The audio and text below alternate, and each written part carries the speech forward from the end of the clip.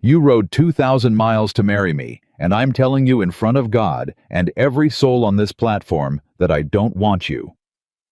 Edmund Denton said it like returning damaged goods. The envelope in his hand. $20. Her whole future priced like a broken chair. Clara Hart didn't move. Didn't breathe. Then boots hit the platform. Slow. Certain. A man who owned the ground he walked on stepped through the crowd and put himself between her and the humiliation like a wall. "She's not going anywhere," Wade Carver said. "And neither is that money back into your pocket."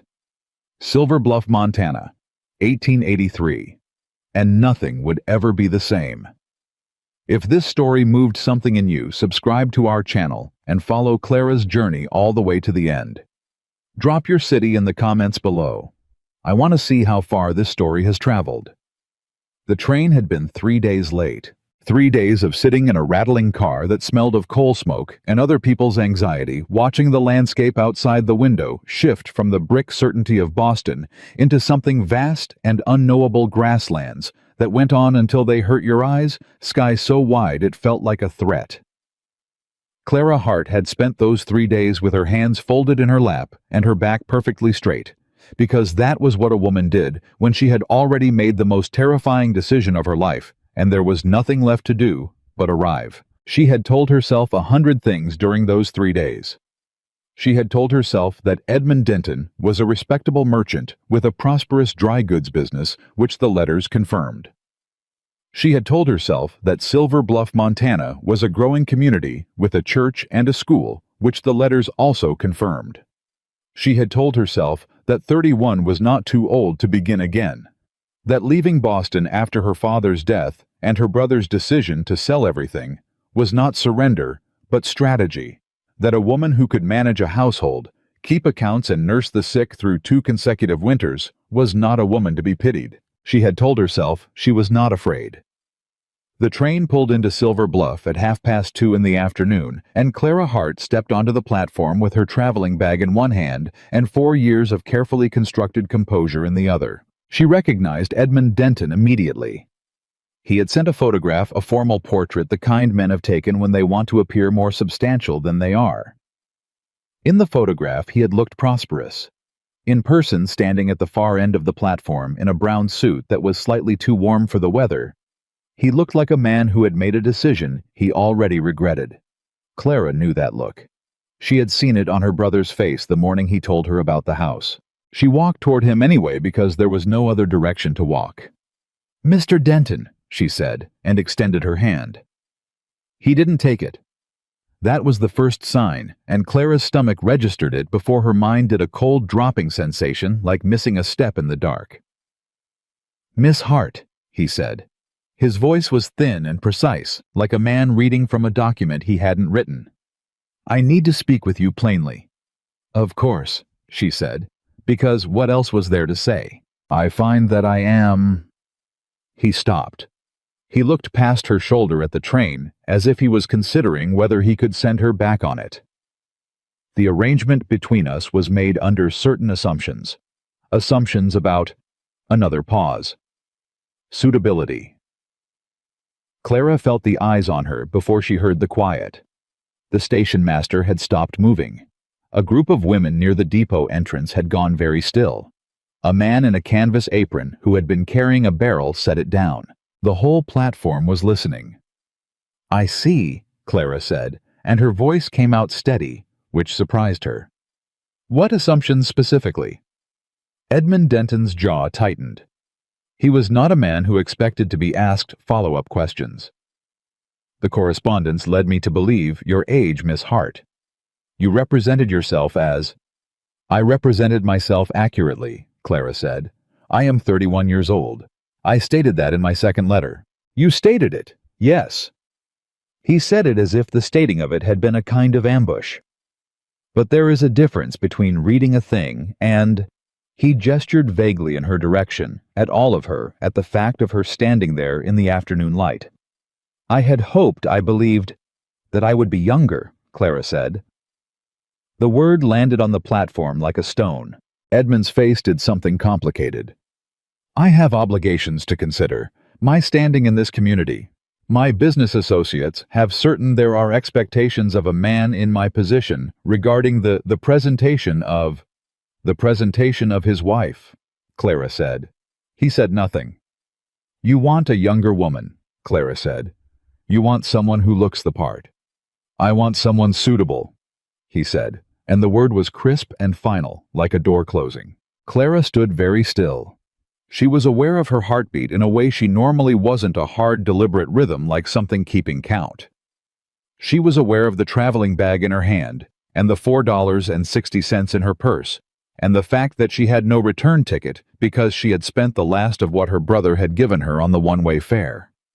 She was aware that Edmund Denton was now reaching into his coat pocket. He produced an envelope. "There is $20 here," he said in the tone of a man completing a transaction. "For your inconvenience. It should cover a return fare and—" "I'm not a package," Clara said quietly. He blinked. "I beg your pardon. You cannot return me." Her voice had not risen. It was simply precise now. Precise in the way that things are when they have been stripped down to what is true. "I am not merchandise. I am a woman who traveled 2,000 miles in good faith, based on your correspondence, Mr. Denton. And whatever you believe you are entitled to call off, you do not get to hand me an envelope and call it settled." Edmund Denton's face had gone a particular shade of red that told Clara he was a man who was very rarely contradicted, and never by a woman standing on a train platform in front of half his town. "Miss Hart, keep your $20, she said. "I don't want it." She didn't know what she wanted. She didn't know what came next. She was standing in Silver Bluff, Montana, with $4.60 and a single bag and nowhere to go. And she had just refused the only money being offered to her, which was either the bravest thing she had ever done or the most catastrophically foolish. She suspected it was both. The silence on the platform had thickened into something she could feel against her skin, and she made herself stand straight in it because she was not going to give Edmund Denton or anyone else the satisfaction of watching her fold. And then a voice came from somewhere to her left. "She's not going anywhere." It was not a loud voice. It didn't need to be. It had the particular quality of a voice that had spent years saying things that mattered and had learned not to waste volume on what it could accomplish with weight. Clara turned. The man who had spoken was standing at the edge of the platform crowd, not pushed to the edge, but simply placed there the way certain men occupy space, as if the space has been waiting for them. He was tall, broad across the shoulder, and he wore a coat that had seen serious weather. His hat was pushed back slightly, and his eyes, dark, steady, and completely unreadable, were fixed not on Edmund Denton, but on Clara. He was looking at her the way people look at things they are assessing honestly, not appraising, not dismissing, just seeing. Edmund Denton turned. The red in his face shifted into something more cautious. "Carver," he said. "Edmund." The man's voice carried no warmth and no hostility, just acknowledgement. He walked forward, and the crowd did what crowds do around certain people. It opened without being asked. He stopped at a distance that was close enough to be part of the conversation and far enough to be his own territory. "I couldn't help hearing," he said. "This is a private matter," Edmund said. "You made it public." He looked at Clara again, briefly direct. "Miss Hart, my name is Wade Carver. I own the Triple C Ranch 12 miles north of here." He paused. "I apologize for what just happened to you." Clara was not sure what she had expected. More intervention, perhaps some declaration. What she got instead was an apology. Plainly stated. No drama around it. "Thank you," she said, because it was the honest response. "I have a proposition," he said. "Not an obligation, a proposition. You can hear it, or you can walk away from it. Either way, the $20 this man is holding should be yours by right. And if you want someone to say that to a judge, I'll say it." Edmund Daterson made a sound. Wade Carver didn't look at him. "I'm listening," Clara said. "My ranch needs a housekeeper. The woman who managed the house left in February, took her family south, couldn't take another Montana winter. I have 7 ranch hands, a cook who can make beef edible, but nothing else, and a house that hasn't been properly run in 4 months. He said it the way he said everything else without decoration. 3 months' work, fair wage, your own room, your meals, and a return ticket to wherever you want to go when the 3 months are done, if that's what you want. No other expectations. Clara looked at him. She looked at the hard lines of his face, the patience in the way he was standing, the complete absence of performance in anything he had said. He was not trying to rescue her. He was not trying to impress her. He was offering a transaction, a genuine one between two people with clear terms, and he was doing it in front of witnesses, which meant he intended to keep it. She looked at Edmund Denton, who was still holding the envelope and looking at the space between her and Wade Carver, with an expression that had something new in it now. Something that looked like it might, in another man, be regret. 3 months, Clara said. 3 months, Wade confirmed. And if I choose to leave before 3 months? Prorated wage and a ticket, he said. No argument. Clara Hart stood on the platform in Silver Bluff, Montana, with $4.60 to her name, and a choice that was not by any reasonable measure a real choice, and she made it anyway. All right, she said. I accept. She heard Edmund Denton make a sound. She did not look at him. My wagon is at the end of the street, Wade said. Whenever you're ready. He walked away. He didn't wait to see if she followed, which Clara found strange, until she realized it wasn't strange at all. It was respect. He had offered. The next move was hers. She picked up her traveling bag. She walked off the platform. Behind her she heard the crowd begin to murmur, and she heard Edmund Denton say something in a strained voice, and she heard someone, a woman older, dry-voiced, say, "Well, can't say she didn't handle that with some dignity." Clara Hart kept walking. The wagon ride north was mostly silence, and Clara found she didn't mind it. She had expected questions, the polite interrogation that people perform when they've extended help and want to understand what they've gotten themselves into. Wade Carver asked her nothing. He drove with the reins held loosely in his hands and his attention on the road ahead, and after the first quarter mile, Clara stopped waiting for him to speak and started watching the landscape instead. Montana was not Boston. She had known this, understood it, intellectually prepared for it. What she had not prepared for was the particular quality of the silence out here, not the absence of sound, because there was sound wind through grass and the creak of the wagon and distant birds, but the absence of human noise, the absence of city. Boston had been loud even when it was quiet, the way a house full of people is always full of presence, even when no one is speaking. Out here the land simply went on. It did not care about her. She found that oddly steadying. You don't have to explain yourself, Wade said after a while without looking at her. I wasn't planning to, Clara said. A pause. Most people do, he said. In your position. They feel like they have to justify how they got there. Do you want me to? No. Then I won't. Another pause longer. Fair enough, he said. That was the whole of the conversation until the Triple C Ranch came into sight. What Clara noticed first was not the main house but the state of everything around it. She noticed it the way someone who has spent years running a household notices automatically cataloging without meaning to. The fence line on the near side needed work. The barn doors were hanging slightly wrong on their hinges. The yard between the bunkhouse and the main structure had accumulated 4 months of the particular disorder that happens when capable management is removed and no one person steps into the gap. Not catastrophic, not unrepairable, but neglected, visibly systematically neglected.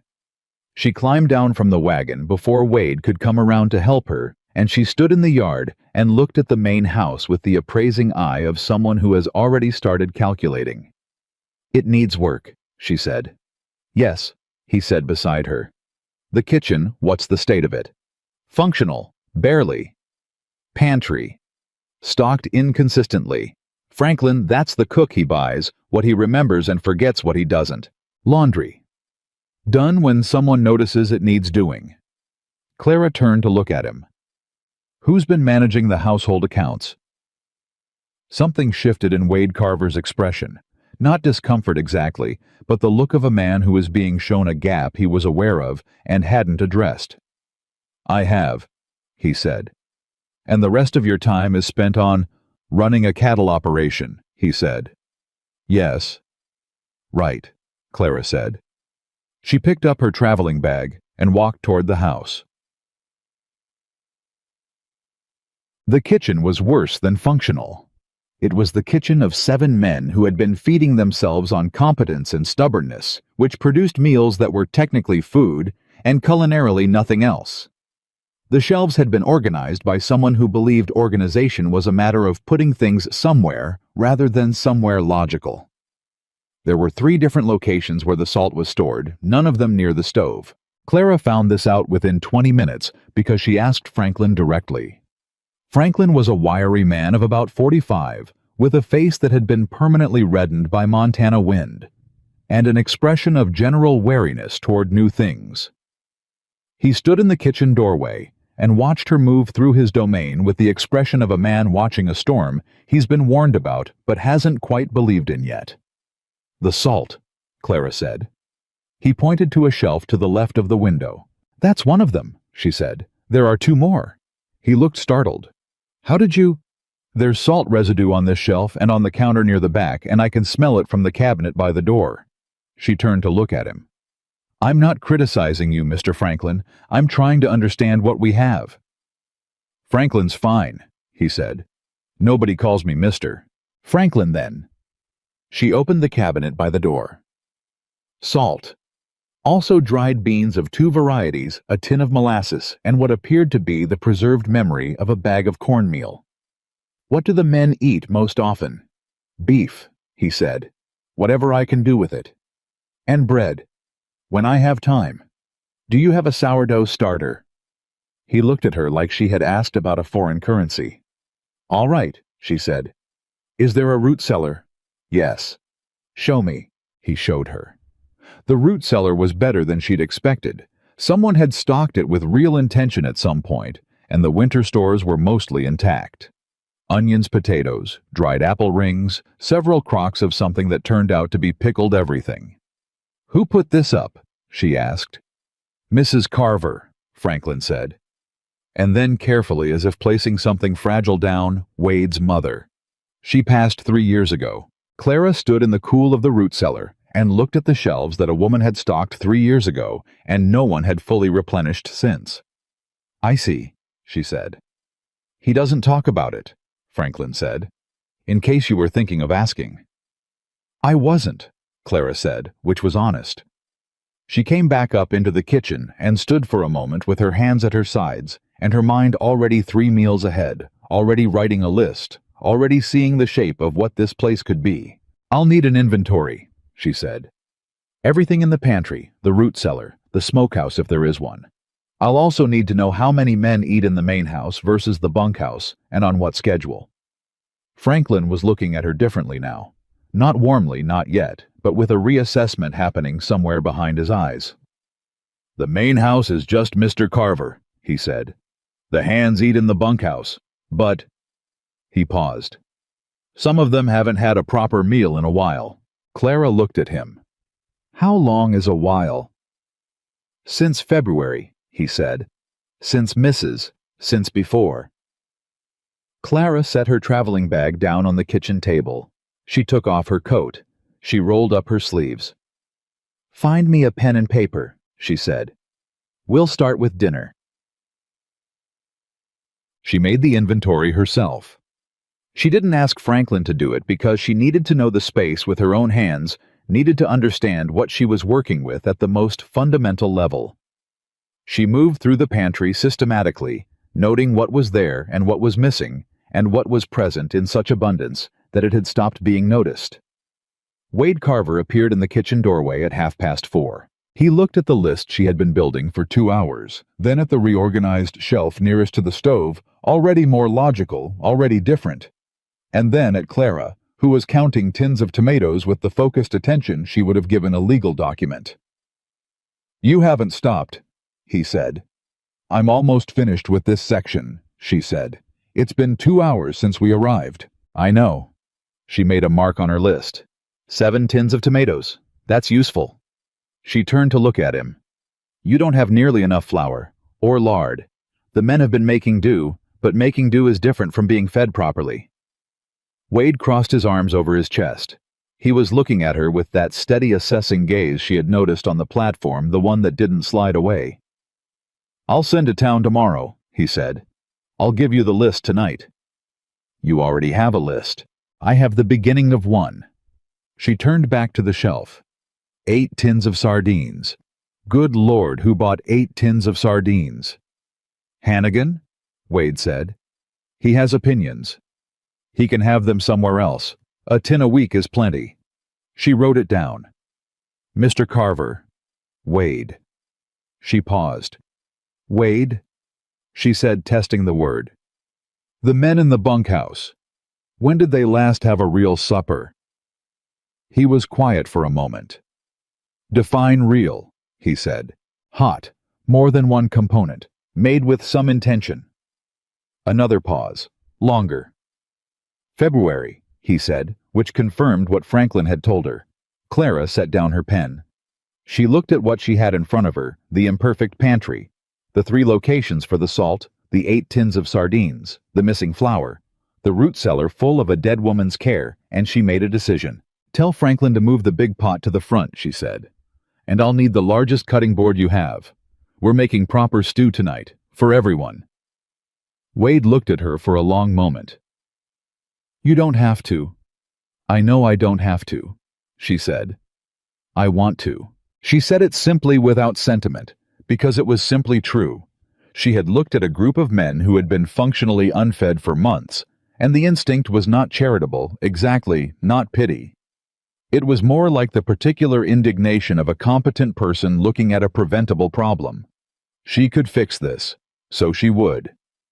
"All right," Wade said. He left. Clara heard him a few minutes later speaking to someone outside a low, direct exchange. No wasted words, and then the sound of the big pot being moved. She rolled up her sleeves more firmly and started on the onions.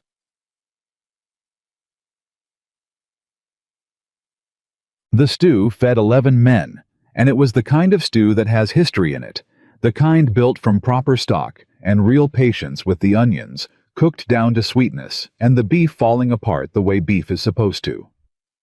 Clara stood in the kitchen and listened to the sounds from the bunkhouse. 11 men eating in a silence that was different from the silence of people who have nothing to say. It was the silence of people who are paying attention to their food. Franklin appeared in the doorway. "They're going to ask who made it," he said. "Tell them the new housekeeper. They'll want to know if it's permanent." "Tell them 3 months," Clara said. "That's what was agreed." Franklin nodded slowly. "Mr. Carver asked me to tell you supper in the main house is whenever you're ready. He doesn't stand on ceremony." Clara looked at the stove, the cleaned counter, the logical new placement of things that had been illogical for months. "Tell him 15 minutes, she said. Supper in the main house was the 2 of them at a table that could seat 10, and if Wade Carver found that remarkable, he didn't show it. He ate the way he did everything else, with focus and without waste, and Clara ate across from him and thought about flour and lard and sourdough starter. "How long has the ranch been this size?" she asked. He looked up. "The current operation's 7 years. Started smaller, my father's land, then I added 2 adjacent parcels in 78 and another in 81. The dispute with the Crowley Ranch," she said. "I heard mention of it in town." Something in his expression went still and careful. "You were only in town an hour," he said. "People talk," Clara said. "I listen." He set down his fork. He didn't look alarmed, just recalibrating. "Marcus Crowley owns land to the east," he said. "He believes some of what I own should be his. He's made that argument in several ways over the past 3 years. Legal ways, among others." Clara looked at him. "Is there an actual dispute, or is he creating one?" "Both," Wade said. "The boundary between our eastern pasture and his land was drawn in an original survey that he claims was inaccurate. He may be right about that. Old surveys often were. He's been pushing for a resurvey that I believe would be conducted by men he's already spoken to. Corrupt surveyors. I don't have proof of that. But you believe it?" "Yes." Clara ate for a moment. Do you have the original survey documents? Yes. And the deed filings? Yes. Have you had anyone else look at them? A land attorney. I've had one look. He said the language was standard and that Crowley would have difficulty making his case in court. Wade picked up his fork again. I'm not sure Crowley intends to take it to court. There it was. The thing underneath the thing. What does he intend? Clara asked. Wade looked at her for a long moment. She realized, deciding how much to say to a woman who had been on his property for less than 8 hours. He intends to make the ranch untenable, he said finally. Not by winning by attrition, by making it difficult enough to operate that selling becomes the easier option. And you won't sell? No. Because of the land. Because of what's on it, he said. And who built it? He didn't elaborate. Clara didn't push. But she understood in the way you understand things that are spoken around, rather than directly, that this ranch was not just a business to Wade Carver. That something had been put into it that couldn't be recovered if it was lost. I see, she said. It's not your concern. He said not unkindly. You're here for the house. I'm here for the house, she agreed. She ate the rest of her supper in thoughtful quiet, and if Wade Carver noticed that her mind was still working, still pulling at the threads of what he had said, still following the logic of a dispute that had more to it than a boundary line, he said nothing about it. Her room was at the back of the main house, small and clean, with a window that faced east. Clara unpacked her traveling bag with the efficiency of someone who had learned not to own more than she could carry. And when everything was put away, she sat on the edge of the bed and let herself be still for the first time since the train platform. She thought about Edmund Denton's face when she refused the envelope. She thought about the sound of Wade Carver's voice saying, "She's not going anywhere," to a platform full of people who were waiting to see her fold. She thought about 11 men eating stew in silence. She thought about a root cellar stocked by a woman who was gone. She was not sure what this place was. She was not sure what she was doing here beyond the obvious 3 months of fair wage, a return ticket to wherever she chose to go. She was not sure what she felt about any of it. What she was sure of was this: she was not broken. Edmund Denton had tried to return her like a defective purchase, and she had not broken. She had stood on that platform and refused the money and walked away, and now she was here. And here had stew and a logical kitchen, and a dispute with a man named Crowley that she was already instinctively thinking about as a problem to be solved. She lay down on the bed. She thought, 3 months. She thought, let's see what 3 months looks like. And she slept for the first time in days without dreaming at all. The morning came fast and cold and full of purpose. Clara was up before the sun broke, because she had always been up before the sun. It was a habit her father had instilled, and her own nature had kept the particular temperament of someone who finds the early hours more honest than the rest. She built the kitchen fire herself, learned its personality in the first 10 minutes. It ran hot on the left side and needed coaxing on the right, and had coffee ready when Franklin appeared at 5:30, looking prepared to be astonished. You don't have to, he started. I know, she said. She handed him a cup. The bread is starting. It'll need 2 hours. Can you manage the morning feeding until then? He took the cup. He looked at her over the rim of it with an expression that had moved overnight from wary to something she could almost call respectful. I can manage, he said. Good. She turned back to the stove. I'll need eggs if there are any. Hannigan keeps chickens. Does Hannigan share them? He does when asked nicely. Clara looked at Franklin. Ask him nicely, she said. By the time Wade Carver came in from his first round of the morning, the main house smelled like bread, and the kitchen looked like a kitchen that had been thought about. He stood in the doorway for a moment, and Clara, without turning around, was aware of the silence that followed the particular quality of a person stopping, because something has registered. Coffee, she said, on the left. He poured himself a cup. You were up before me, he said. Yes. I wake at 4. I know. I heard you go out. She turned from the stove to look at him directly. I need to go to town. I'm going Thursday. Thursday is 4 days. I need flour and lard and a few other things before then. And I'd like to look at the dry goods accounts if you have an arrangement with a merchant. She paused. Not Denton.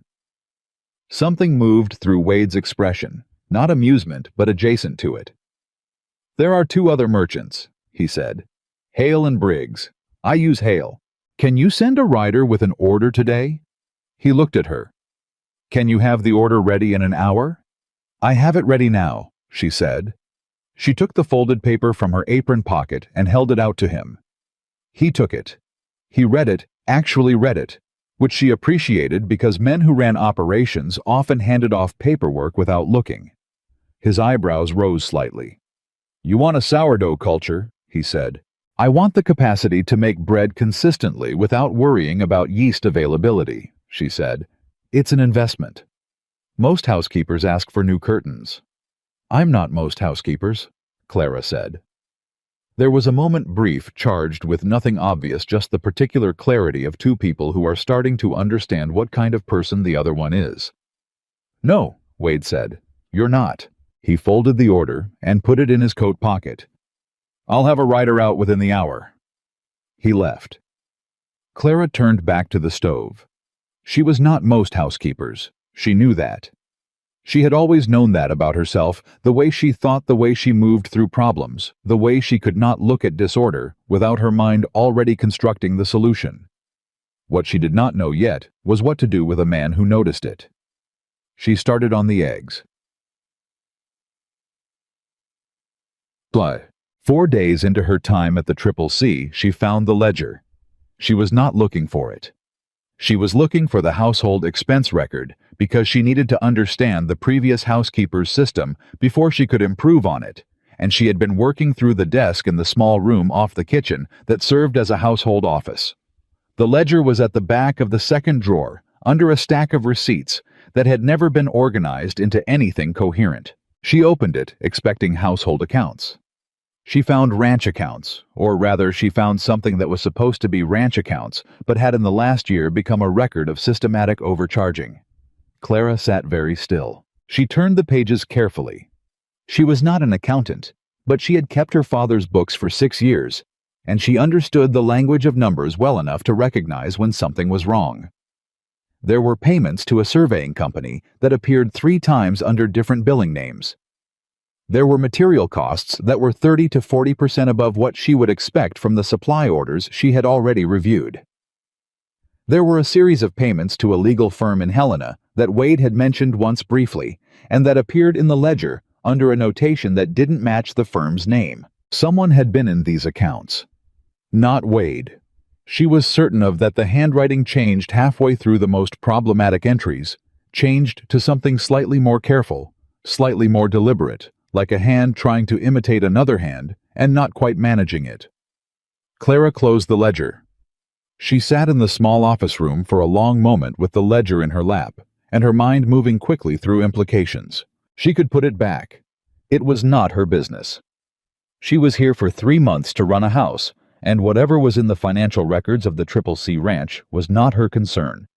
But she knew what she had seen, and she knew because she had listened on the train platform and at supper, and in every small exchange since, that a man named Marcus Crowley was trying to make this ranch untenable, and that the ranch was already in some kind of financial pressure that Wade had not detailed but had implied. She put the ledger in her apron pocket. She went to find Wade Carver. He was in the east barn, which she knew because Franklin had told her, and she had walked there directly. Not because she had any hesitation about interrupting him, but because there was no good way to say what she needed to say except directly. He was talking to one of the hands, a young man named Garrett, who had the look of someone very new to this work, earnest and windburned and slightly uncertain of everything. "When you have a moment," Clara said from the barn entrance. Garrett looked at her. Wade looked at her. Something in her expression must have communicated that this was not about the grocery order, because he said something brief to Garrett and walked over. "What is it?" he said. She held out the ledger. He took it. He looked at it. His expression, for the first time since she had met him, became something she couldn't read. Not closed exactly, but complicated in a way that had layers. "Where did you find this?" he said. "The household office, back of the second drawer." She paused.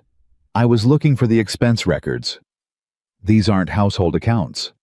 "No, they're not." She met his gaze. "I shouldn't have opened it, but I did, and I need to tell you what I saw." He said nothing. He was waiting. "The billing entries are from the surveying company," she said. "There are 3 different payment records for what appears to be the same survey work, and the firm in Helena, the notation in the ledger, doesn't match the firm name you mentioned at supper." A long silence. "You remembered the firm name," he said. "I told you I listen." She held his gaze. "Someone has been in your accounts, Wade, and I don't think it was you." The quiet in the barn was different from the quiet on the wagon ride. This one had weight. "No," he said finally. "It wasn't me." "Who has access?" "I had a bookkeeper," he said. "Left 6 months ago.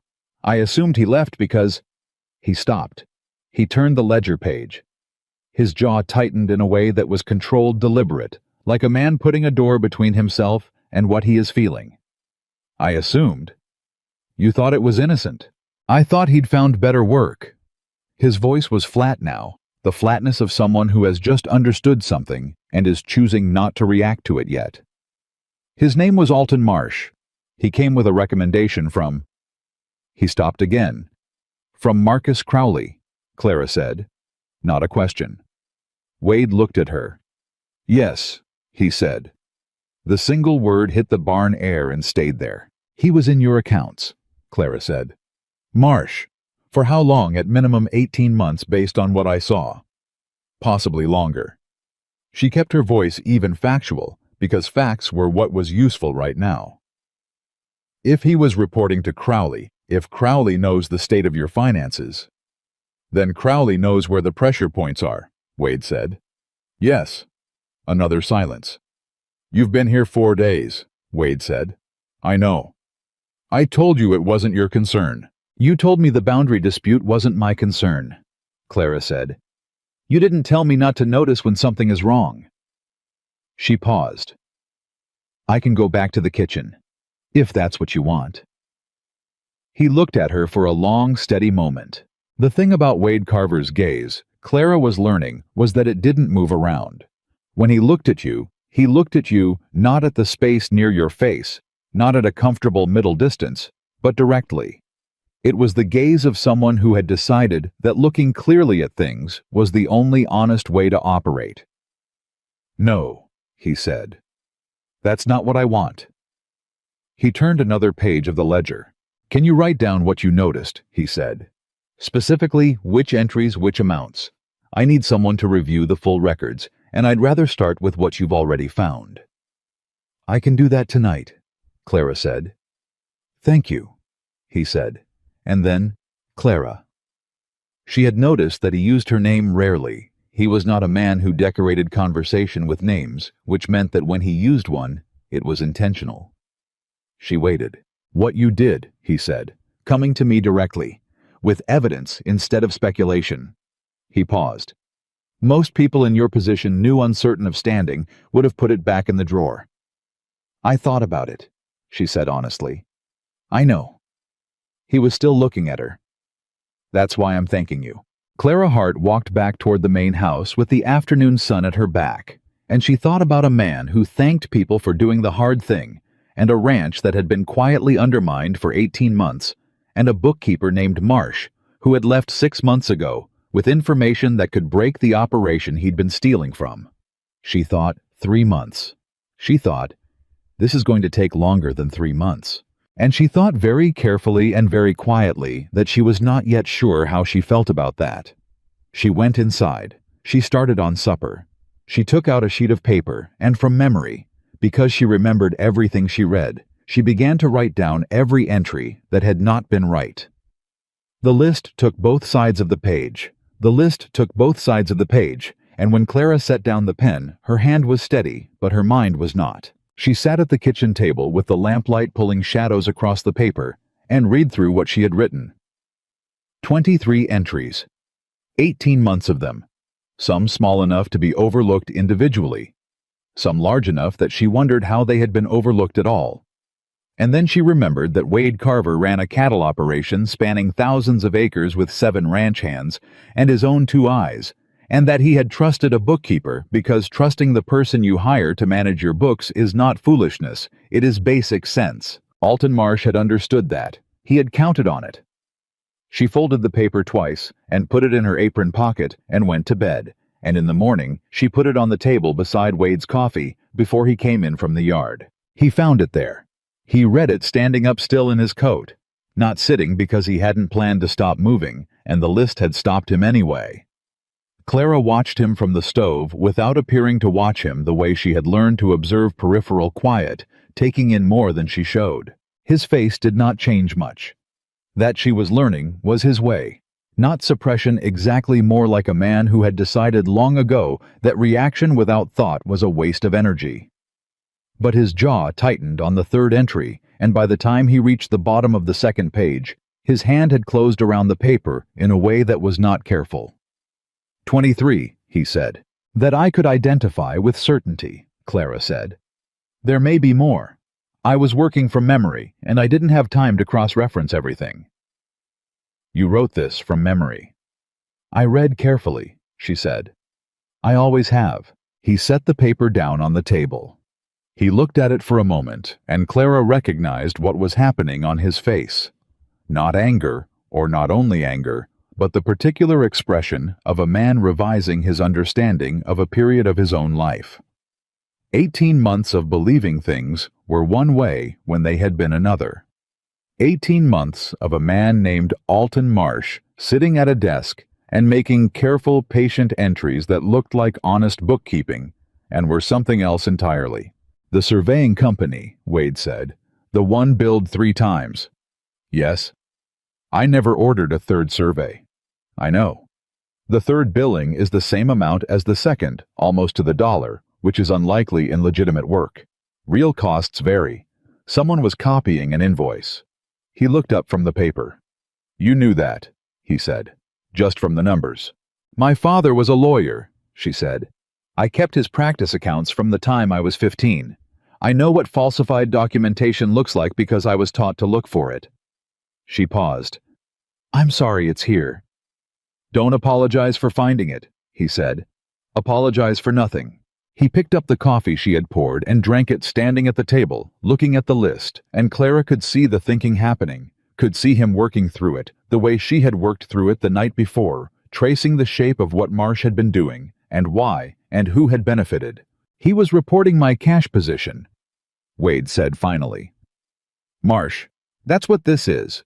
He wasn't just taking money, he was taking information.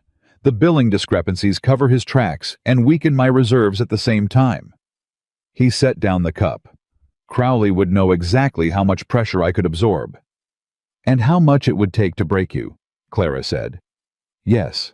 The word sat between them in the morning kitchen. What are you going to do? She asked. He was quiet for a moment, not evasive processing. I need to get the real records in front of someone I trust, he said. There's an attorney in Billings, not the Helena firm, a different man. He did work for my father. I've been reluctant to involve him because I wasn't sure what I was dealing with. He looked at Clara. Now I know what I'm dealing with. You'll need to move carefully, she said. If Crowley knows his man has been found out, he won't know. Wade's voice was flat and certain. Marsh is gone. He doesn't know what you found or when. Unless Crowley has other people watching the ranch. The silence that followed was different from the previous silences. This one had a harder edge. You think he does? Wade said. I think a man who embeds a bookkeeper into an operation for 18 months is not operating on one front, Clara said. I think he is methodical and patient, and that he has been building this for longer than you realize. She paused. I could be wrong. You're not, Wade said. He said it without hesitation, and Clara registered the particular quality of being believed immediately, without caveat, by a man who had no reason to trust her instincts, except that he had watched her work for 4 days and had apparently decided that was enough. She did not know what to do with that. There's a man named Briggs who comes through every 2 weeks, Wade said. Merchant legitimate, but he talks. If Crowley has people in town, and he does, I'm certain of that, Briggs is likely one of the paths. Then the attorney in Billings should be contacted in a way that doesn't go through town, Clara said. There's a writer I use for private correspondence. He doesn't use the Silver Bluff Post. Send him today, Clara said. Wade looked at her for a moment with that direct, steady gaze. You said send him today like you've been running this operation for years, he said. Not a criticism, an observation. I said it because it's the right call, Clara said. Waiting gives Crowley time he doesn't deserve. Wade almost smiled. It wasn't quite a smile, something at the corner of his mouth controlled before it fully arrived. Today, he agreed. He left. Clara turned back to the stove, and she stood there for a moment with her hands braced on the counter and let herself feel briefly the full weight of what she had walked into. Not the job she had agreed to, not the kitchen and the flour and the sourdough starter she was still waiting for from Hale's store. The other thing, the thing underneath the thing. The land dispute and the corrupted bookkeeper and the methodical patient man named Marcus Crowley, who had been dismantling this ranch from the inside. She had said 3 months. She had meant it when she said it. She was no longer entirely sure she had meant it. She started on breakfast, and she did not let herself think about what that uncertainty meant. The writer went out that morning before the rest of Silver Bluff had finished its coffee. Clara learned this from Garrett, who was the youngest of the hands and had not yet developed the reticence of the older men. He talked the way young people talk when they are new somewhere and still processing everything through speech. He came into the kitchen at mid-morning for water and mentioned without any particular significance that he had seen Mr. Carver sending Holt out early toward the Billings Road. Holt, Clara said. Tom Holt, older fella, gray horse. He does. Garrett seemed to remember himself. Private errands. I see, Clara said. Garrett drank his water and looked at the bread cooling on the rack and said with the transparent hope of someone who has not yet learned subtlety. That smells real good. It needs another hour, Clara said. Come back at noon. He came back at noon with 3 other ranch hands. Hannigan, who was responsible for the 8 tins of sardines and was shorter than Clara had imagined.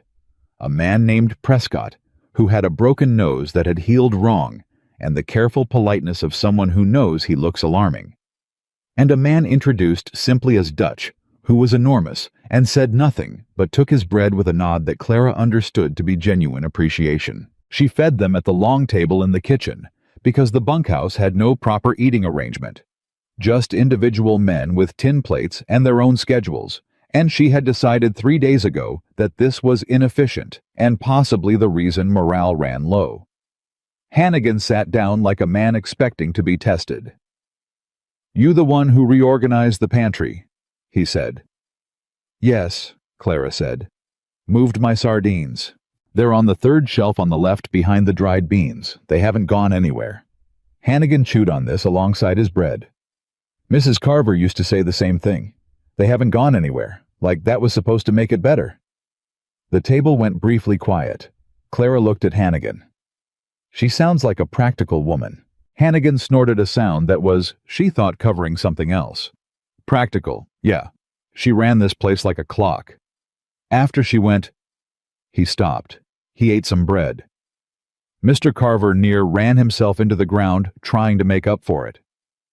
He doesn't strike me as a man who admits to needing help, Clara said. No, ma'am. He is not that man. Hannigan reached for more bread. He's also not a man who asks for much, which is why the fact that he brought you here. He stopped again. Means something. Prescott finished, which was the first thing Prescott had said. Clara set a pot of coffee on the table and did not respond to this, because responding to it would mean deciding what she thought about it, and she was not ready to do that. How long have you all been at the CCC? She asked instead. Prescott 6 years. Hannigan 9. Dutch, who communicated through Hannigan's translation, had been with Wade since the beginning, 7 years since the first land purchase. And in that time, Clara said, has Crowley always been a problem? The table changed. Not dramatically, just a shift in how the men were sitting, a slight forward pull of attention. "Crowley's been a problem since the eastern boundary," Hannigan said. "But it got worse about 2 years ago. Started having his riders come up close to our fence line. He paused. "You know about the survey dispute. Some of it. There was a man," Prescott said carefully. "Came through claiming to be an independent surveyor. Mr. Carver sent him away, but he'd already been on the land an hour before anyone caught him." Clara looked at him. "When was this? Last spring? April, maybe?" "Was his name Marsh?" she said. The table went very still. Hannigan and Prescott exchanged a look that told Clara everything she needed to know about what they had suspected and not said. "We didn't know his name," Hannigan said slowly. "But we didn't like the look of him. Told Mr. Carver he made us uneasy. And Carver said he'd handled it, that the man was gone." Hannigan's voice had taken on a careful quality. "How do you know that name?" "I don't know for certain," Clara said, which was true. "I know that a man named Alton Marsh worked as a bookkeeper here until 6 months ago, and that the records he kept have some problems in them." She looked around the table. "I'm telling you this because you should know what's been happening on the land you work, and because if Crowley sends anyone else to look at your fence lines or your grazing boundaries, anyone at all, I need you to tell Mr. Carver the same day." Dutch said something. Hannigan translated. "He says you talk like someone who knows what she's doing." "Tell him I hope so," Clara said. She refilled the coffee. The men finished their bread. When they left, there was a different quality to how they moved, still the same men, but with something added to them, the slight recalibration of people who have been given information instead of kept away from it. Garrett lingered. "Miss Hart," he said. "Clara," she said. He blinked. "Clara, can I ask you something?" "You can ask." He turned his hat in his hands, a young man's nervous habit. "Do you think Crowley's going to try something? Not the surveys? Something more?" Clara looked at him. He was maybe 22, 23. Young enough that the earnestness hadn't been worked out of him yet. "I think Mr. Carver is taking precautions," she said. "Which means you should focus on your work and keep your eyes open and report anything unusual. That's the right response." "But do you think—" "Yes," she said quietly. "I think he's going to try something." Garrett nodded. He looked less afraid than she had expected, more resolved. "Good," he said, which surprised her. "I'd rather know." He left.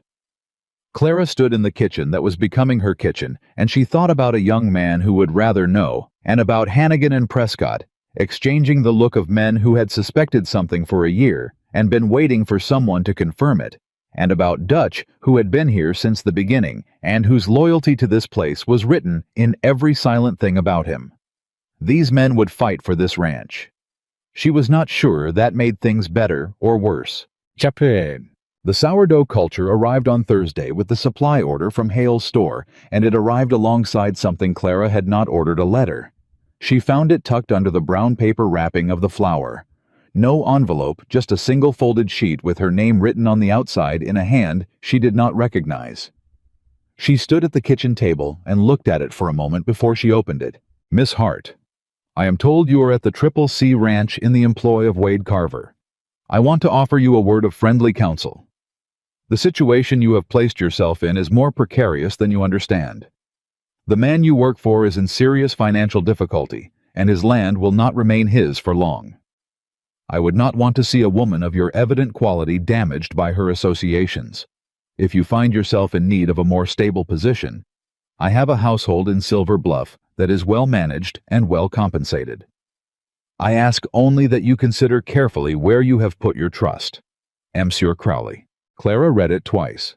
She folded it carefully and put it in her apron pocket next to the list she had made from the ledger entries. She felt something she had not expected to feel, not fear, not outrage, though both were present underneath. What she felt primarily, and most clearly, was a cold kind of focus. The kind that comes when something has been confirmed rather than suspected. He knew she was here. He knew she was here, and he had moved quickly enough to intercept a supply order which meant he had someone at Hale's store, which meant he had known she was here possibly since the first order she had sent. She put the flour away. She started the sourdough culture. She did not go to Wade immediately because she needed to think first. Needed to work out what this letter was actually doing, what it was asking for, what the right response to it was. It was not a threat. That was the clever part. It was written as concern. I would not want to see a woman of your quality damaged. Plausible kindness from a reasonable man. If she showed it to anyone in town, it would read as consideration. It was also a probe. He wanted to know what she knew. The offer of employment was not serious. It was a fishing line thrown out to see what she would do with it, and it was a warning. Dressed up and indirect, but a warning nonetheless. The man you work for is in serious financial difficulty, and his land will not remain his for long. She made the sourdough and thought about all of it. Wade came in at 3:30, and she had the letter waiting on the table where she had put his coffee that morning. He picked it up without asking. He read it. His face went through several things in quick succession, and then settled into a stillness that was not calm. Hale's store, Clara said. Yes. He has someone there. Apparently. Wade set the letter down. He looked at it for a moment longer. He's trying to pull you out. He's trying to find out what I know, she said. The offer is a pretext. I know. He looked up. You're not rattled. Should I be? He considered her for a moment. Most people would be, he said. Most people haven't spent 4 years managing a law office and learning to read the documents men send each other when they want to frighten someone without technically threatening them. She met his gaze. He's more careful than frightening, which is more dangerous. He won't make a move he can't explain away. Not yet, Wade said. Not yet. She agreed. He picked up the letter.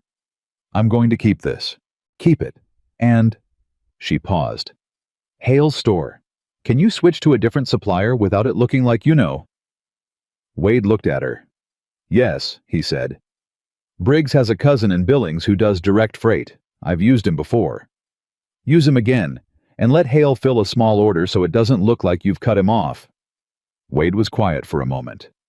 You're thinking about how it looks to Crowley, he said. I'm thinking about not letting Crowley know what we know, she said. The word came out before she measured it, we. She felt the slight shift in the air that followed it, not awkward, not charged with anything she could cleanly name.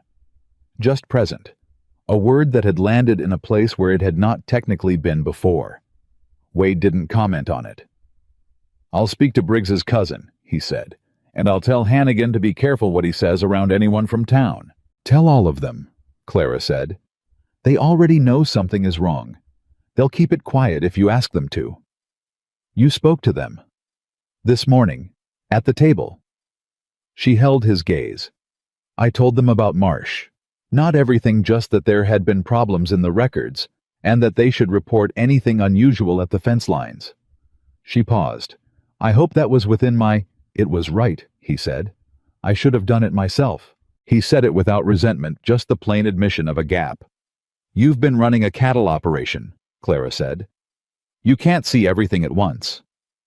That's what Marsh was counting on. Yes. He looked at the letter one more time. Then he folded it and put it in his coat. Thank you, he said. For the second time in a week. Quietly, directly, without any decoration.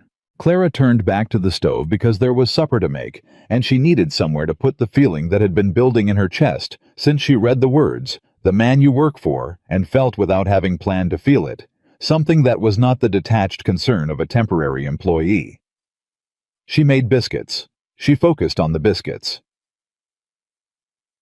The injury happened on the 10th day. It was Prescott, a horse that shied wrong on rocky ground, and Prescott went down hard and came up with his left arm held against his body in the particular way of a man who knows something is broken and is trying not to let on how much.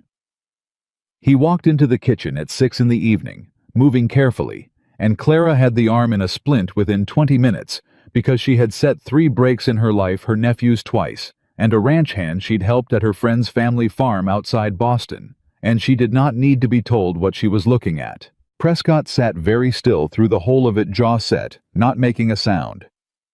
"You're not going to faint," Clara said. "Not a question." "No, ma'am," he said. "Good. Tell me if the pressure is wrong on the upper end." "It's fine." "Tell me anyway." "It's a little tight." She adjusted. He exhaled. "You've done this before," he said when it was over and his arm was immobilized and she was wrapping the outer layer. "A few times," she said. "You were steady." He looked at her with the same recalibrating look she had been getting from the men all week, the look of people revising something they had assumed. "I've seen men flinch at a bad break." "Flinching doesn't help anyone," Clara said. Wade came in while she was finishing. He looked at Prescott's arm, then at Clara's hands, still moving with the bandage, and he said nothing for a moment. "He'll need to rest it 3 weeks, Clara said without turning around.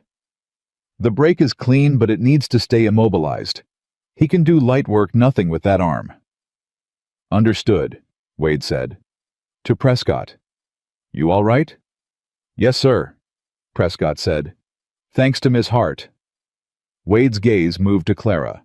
She kept her attention on the final wrap. "Is there anything you can't do?" Wade said, quiet almost to himself. Clara looked up. "I can't ride," she said. "I never learned properly." Something crossed his face, surprise, she thought, and then something warmer underneath it.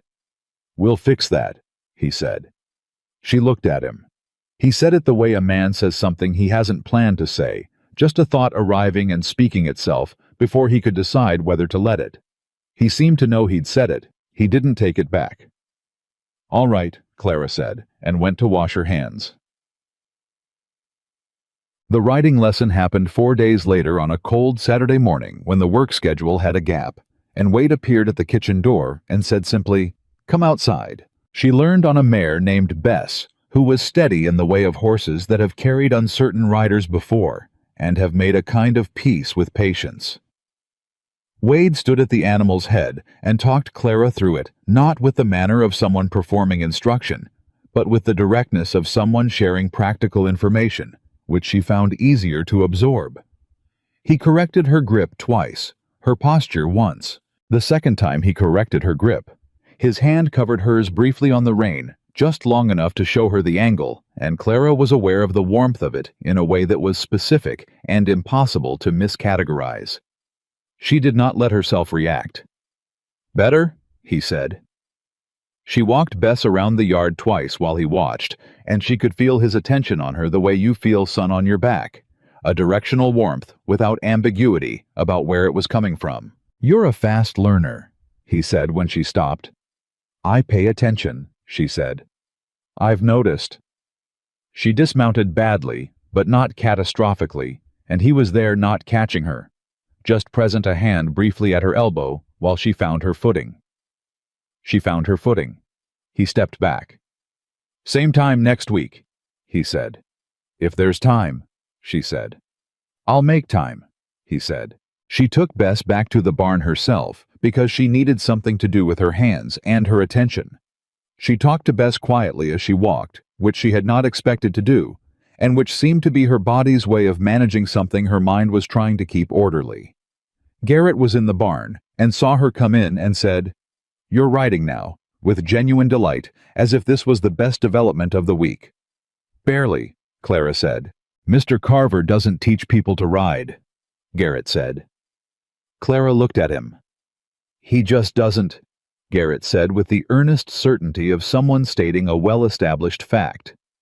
"I've been here 2 years, and he's never—" He stopped. He seemed to realize he had said something significant. "Never mind." "Garrett," Clara said. "Yes, ma'am." "Put Bess up properly." "Yes, ma'am," he said, and took the mare from her and had the grace not to say anything else. The attorney's response came 11 days after the rider went to Billings. It came through Tom Holt at 6 in the morning, a thick envelope that Wade opened at the kitchen table while Clara made coffee, and she was careful not to watch him while he read, because it was not her correspondence, and she had already done what she could do with the information she had. But he read it, and he set it down, and he said, "Come look at this." She came. The attorney, a man named Aldous Fletcher, whose handwriting was precise and whose language was direct, had reviewed the entries Clara had listed and had found additionally a series of filing discrepancies in the land deed records that had been submitted to the county seat. Not the Triple C's records. Crowley's. Clara read the relevant section twice. "He filed an amended boundary claim," she said. "In November," Wade said. "4 months ago. I wasn't notified because—" He pointed to a line in Fletcher's letter. She read it. The notification had been sent to an address in Silver Bluff that was not Wade's. "Where is that address?" she said. "It's the address of Denton's Mercantile," Wade said flatly. Edmund Denton. The name landed in the kitchen with a particular weight. Clara straightened. "Denton is involved," she said. Not a question. "Edmund Denton has been trying to buy the Triple C for 2 years, Wade said. His voice was very controlled. "I've turned him down 3 times. He told me the last time that I would regret it." He looked at Clara. "He made the arrangement with you." The implication arrayed itself in Clara's mind with the awful logic of things that should have been obvious from the beginning and weren't because there was no reason to assume it. Because why would a woman traveling from Boston to marry a merchant have anything to do with a land dispute in Montana? Except. "The arrangement was made through a broker in Boston," Clara said slowly. "A man named—" She tried to remember. She always remembered. Hatch. Samuel Hatch. "Describe him," Wade said. She did what she remembered from the single meeting in Boston, the man who had handled the correspondence arrangements, who had been pleasant and efficient, and had asked very few questions. Wade's jaw tightened. "Samuel Hatch is Marcus Crowley's brother-in-law," he said. The kitchen was very quiet. "They arranged for you to come here," Wade said. "To Edmund, and Edmund—" He stopped. He was working through it. "Edmund rejecting you on that platform, the scene, the public spectacle, was intended to destabilize you," Clara said. Her voice came out even, which she was distantly proud of. "You showing up a mail-order bride rejected publicly, it was supposed to create noise, distraction, something for the town to talk about." He looked at her directly. "Something for me to deal with." "Except you didn't deal with it," Clara said. "You stepped in." "Which they didn't anticipate." "No," she said. "They didn't." She sat down. This was significant enough to require sitting. She sat in the kitchen she had been running for 11 days, in the house she had been maintaining at the table where she had written the list from memory, and she understood fully completely, with the cold clarity of a thing finally assembled, that her arrival in Silver Bluff had not been accidental in any direction. She had been placed here, not by Wade, by the men trying to break him. She had been a distraction, a complication, a woman abandoned on a platform to generate gossip and chaos and give Edmund Denton and Marcus Crowley something to work with while they moved the real pieces. Instead, she had moved into the house and found the ledger and written the list and sent the writer to Billings. She looked at Wade. "Are you angry?" he said. "Yes," she said. "Not at you." "Good." He was watching her carefully. "Clara, I want to be useful," she said. "Not loud, just precise. I want to be the thing they didn't anticipate I would be. I want to be—" She stopped.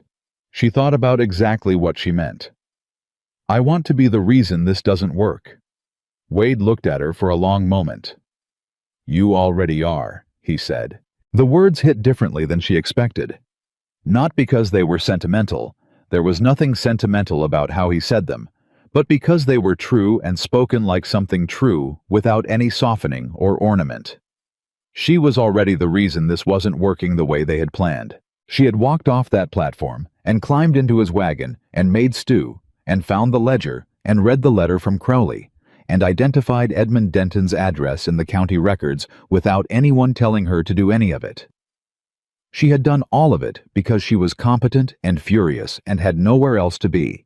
And those were she was realizing the most dangerous combination of qualities you could bring against a methodical man's careful plan. "What do we do with what Fletcher found?" she said. Wade pulled the letter back and turned to the second page. He says the filing can be challenged. The notification to the wrong address is provable error, at minimum possibly fraud. He's coming to the ranch in 5 days to review the original survey materials. Can he be trusted? Clara said. He worked for my father for 20 years.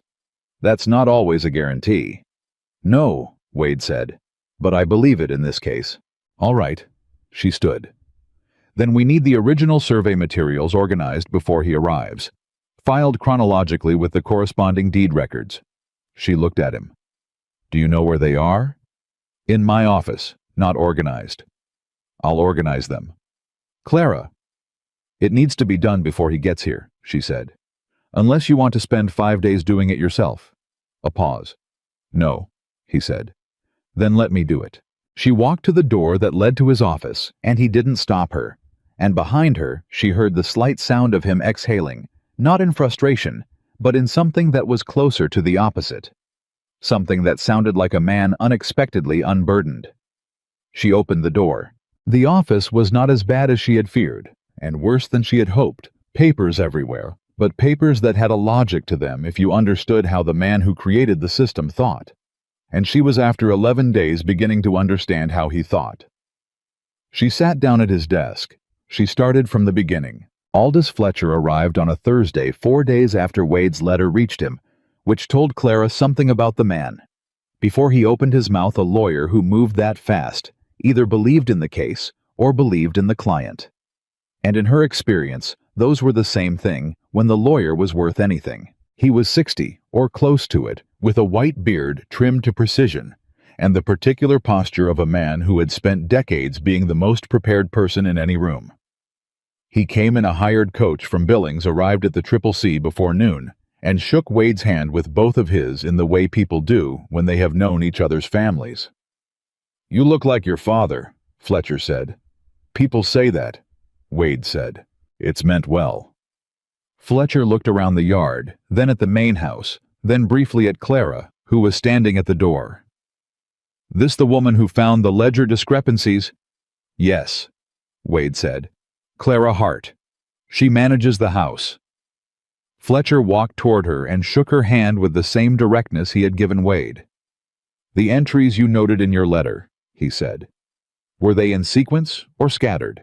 Scattered through the 18 months, Clara said, but concentrated in 2 periods late spring of last year and the 3 months before Marsh left. Fletcher nodded slowly, which suggests he was accelerating. That's what I thought. What was your background before Montana, Miss Hart? My father was a lawyer in Boston. I managed his practice accounts for 6 years. Fletcher looked at Wade. You found a competent woman. She found herself, Wade said. I just offered her the job. Fletcher made a sound that was not quite amusement, but close. They spent the first 2 hours in Wade's office, the 3 of them with the survey materials that Clara had organized over the past 4 days, spread across the desk and the floor in the chronological sequence that made their story visible. Fletcher moved through the documents the way a man reads a landscape he has been trained to read steadily, without rushing, occasionally stopping to look at something for longer than the rest. Clara sat in the corner chair which she had brought in from the hallway and watched him work, and said nothing. Wade stood near the window. He said nothing either, which Clara had come to understand was not impatience. It was the particular stillness of a man who trusts the process he has set in motion. Fletcher found the fraudulent survey entries within 40 minutes. There, he said. He didn't say it with drama, just set his finger on the page the way you mark a point on a map. Clara leaned forward. That's the 3rd billing, the copied invoice. Yes, and look. Fletcher turned the page, then another. The date stamps. The 2nd survey was filed in June. The 3rd, the fraudulent one, is dated May, before the 2nd. He backdated it, Wade said. Marsh backdated it, Fletcher said, to make it look like a prior engagement that your real survey was conflicting with. If anyone challenged your boundary claim in court, Crowley's lawyers could point to this and argue your survey was the redundant one. He set the document down. It's elegant in a terrible way. What do we do with it? Wade said. We establish the fraud first. Chain of custody comparison of handwriting samples cross-reference with the actual surveying company's records. Fletcher looked up. I've already written to the company. They have no record of a third engagement with the CCC. Their response is on its way. When? A week. 10 days. Fletcher looked at the documents again. The Denton notification address, that's the more immediate problem. An amended boundary claim filed with a fraudulent notification address is a criminal matter, not just a civil one. That's fraud against a county court. Edmund Denton, Wade said. I'll need everything you have on his involvement. Wade looked at Clara. She had been waiting for this. She stood, went to the desk, and opened the second drawer. Not Wade's desk.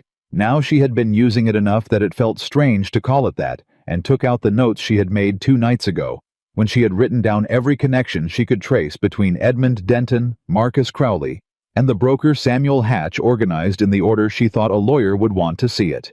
She handed it to Fletcher. He read it. He read it again. You wrote this, he said. Yes. From memory. Most of it. I confirmed 2 of the dates from the ledger. Fletcher looked at Wade over the top of the paper. Something passed between them.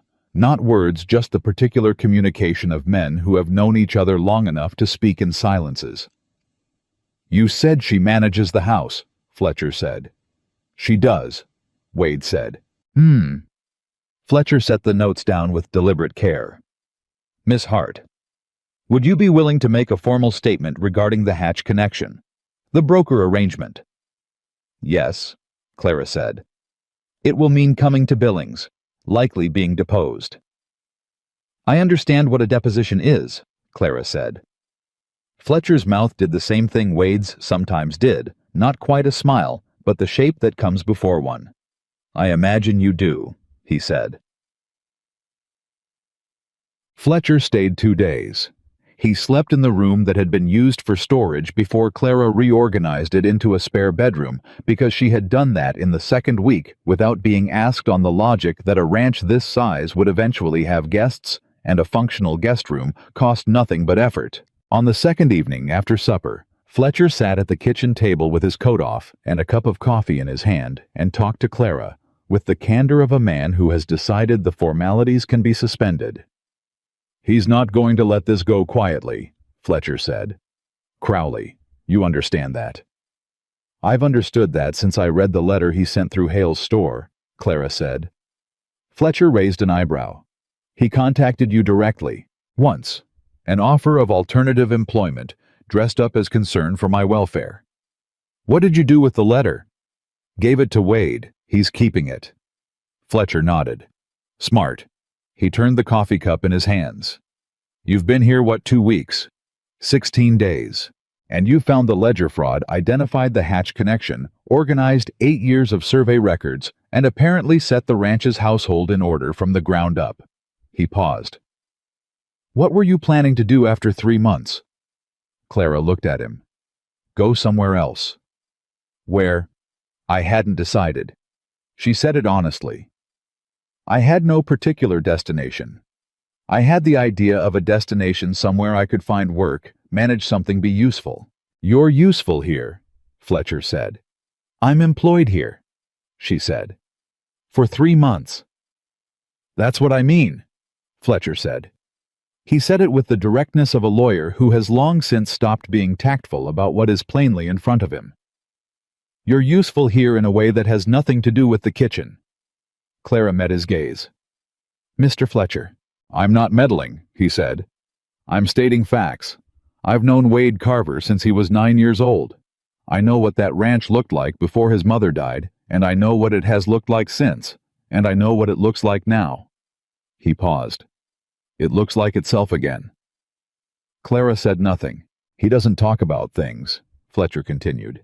Never has. He processes them and moves forward, and expects the world to keep up. His mother was the only person who could... He stopped. Well, she's gone. I know, Clara said. Do you know why the ledger was in the household desk rather than his office? She looked at him. Because he put it there after Marsh left, Fletcher said. He found something off about the accounts, not specifically, just generally the feeling of a number that doesn't sit right, and he took the ledger to look at it in the evening and then left it there and didn't go back to it. He set down his cup, because looking at it meant confirming that someone had betrayed him, and Wade Carver does not process betrayal quickly. "No," Clara said. "I wouldn't imagine he does. You found it, and you came to him with it, and instead of—" Fletcher paused. "Most people in that situation would have said, 'This is not my problem.' 2,000 miles from home, no ties, no obligation. The sensible thing would have been to leave it in the drawer." "The sensible thing," Clara said quietly, "was to tell him." "Yes," Fletcher said, "it was." He looked at her steadily. "I'm glad you did." He picked up his coffee, and they sat in the kitchen, in the particular comfortable silence of two people who have understood each other, and Clara thought about a ledger in a desk drawer, and a man who couldn't bring himself to open it, and she thought about what it meant to find a thing that someone needed found. She did not let herself think past that.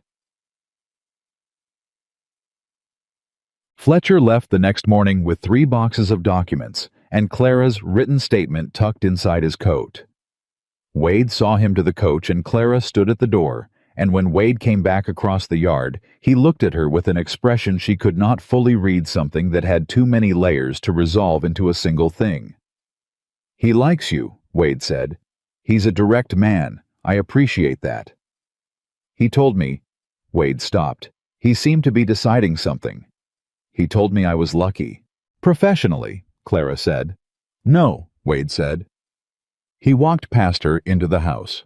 Clara stood in the doorway for a moment with the Montana morning around her and the particular weight of a conversation that had not quite been a conversation, and she made herself set it aside and go back to the kitchen. She made bread. She made it with the sourdough culture that was now 8 days old and already good. Good the way things get when they are properly tended with the particular tanginess of something alive and well kept. She punched the dough and thought about luck and what men mean when they use it to describe a person, rather than a circumstance. Hannigan came in for the mid-morning coffee and watched her work, and said after a moment, "You're humming." She stopped. She had not been aware of it. "Sorry," she said. "Don't be," he said. "This house hasn't had humming in 3 years." He poured his own coffee he had learned in the past 2 weeks, exactly where she kept the cups, and the logic of the arrangement, and he moved through the kitchen. Now the way the men moved through a space they know belongs to someone else, but where they have been made genuinely welcome. "Can I ask you something?" Clara said. "You can ask. The men, do they know the full situation with Crowley and the land?" Hannigan wrapped both hands around his cup. "We know enough. We know it's serious." He paused. "We know it's been serious for a while, and that Mr. Carver has been carrying it alone." "He's not alone now," Clara said without thinking. Hannigan looked at her. She went back to the bread. "No," Hannigan said quietly. "He's not." The threat came on the 18th day. It did not come as a letter this time.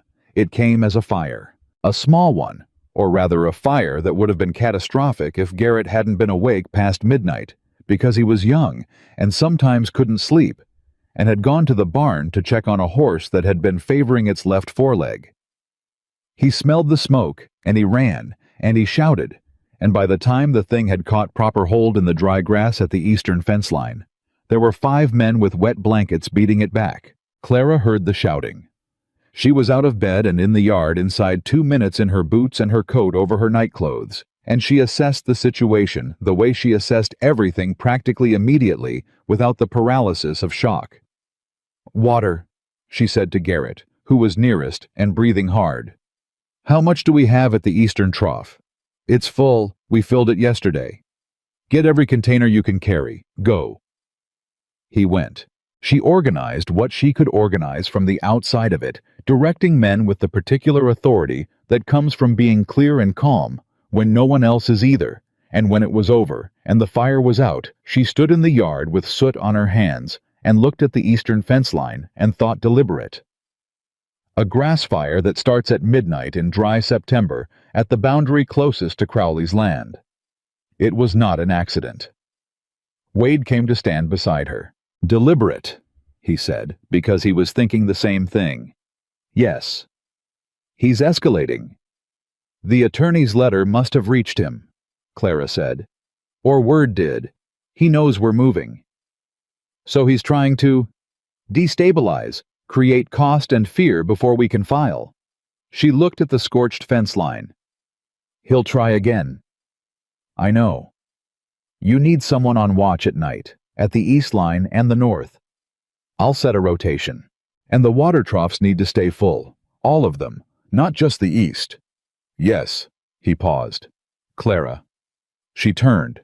He was looking at her with the direct, unguarded quality she had only seen on him a few times, the look of a man who is not managing what he is showing.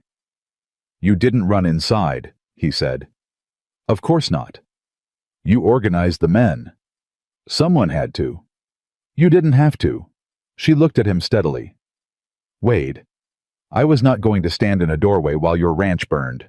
Something crossed his face that was not something she had a clean word for. Something that moved through quickly and was gone before she could name it, but which left something different in its place. Something quieter and more fundamental. Go back inside, he said. You're cold. So are you. Clara. I'm going, she said. She went back inside and she made coffee because it was 3 a.m. and no one was going back to sleep, and she set it on the stove and sat at the kitchen table and let her hands shake for exactly 2 minutes before she made them stop. She was not frightened for herself. She recognized the fear, and it was not that it was something about the fence line and the dry grass and 7 men in a ranch that had been under siege for 2 years, by a man who was now lighting fires in the dark, and the particular cold clarity of understanding that this was going to get worse before it was over. The men came in by ones and twos. She poured coffee. Nobody talked much. Dutch sat across from her and wrapped his enormous hands around a cup and looked at her once with something in his eyes that was, she believed, gratitude, not for the coffee for the earlier, for what she had done in the yard. She nodded at him. He nodded back. Wade came in last.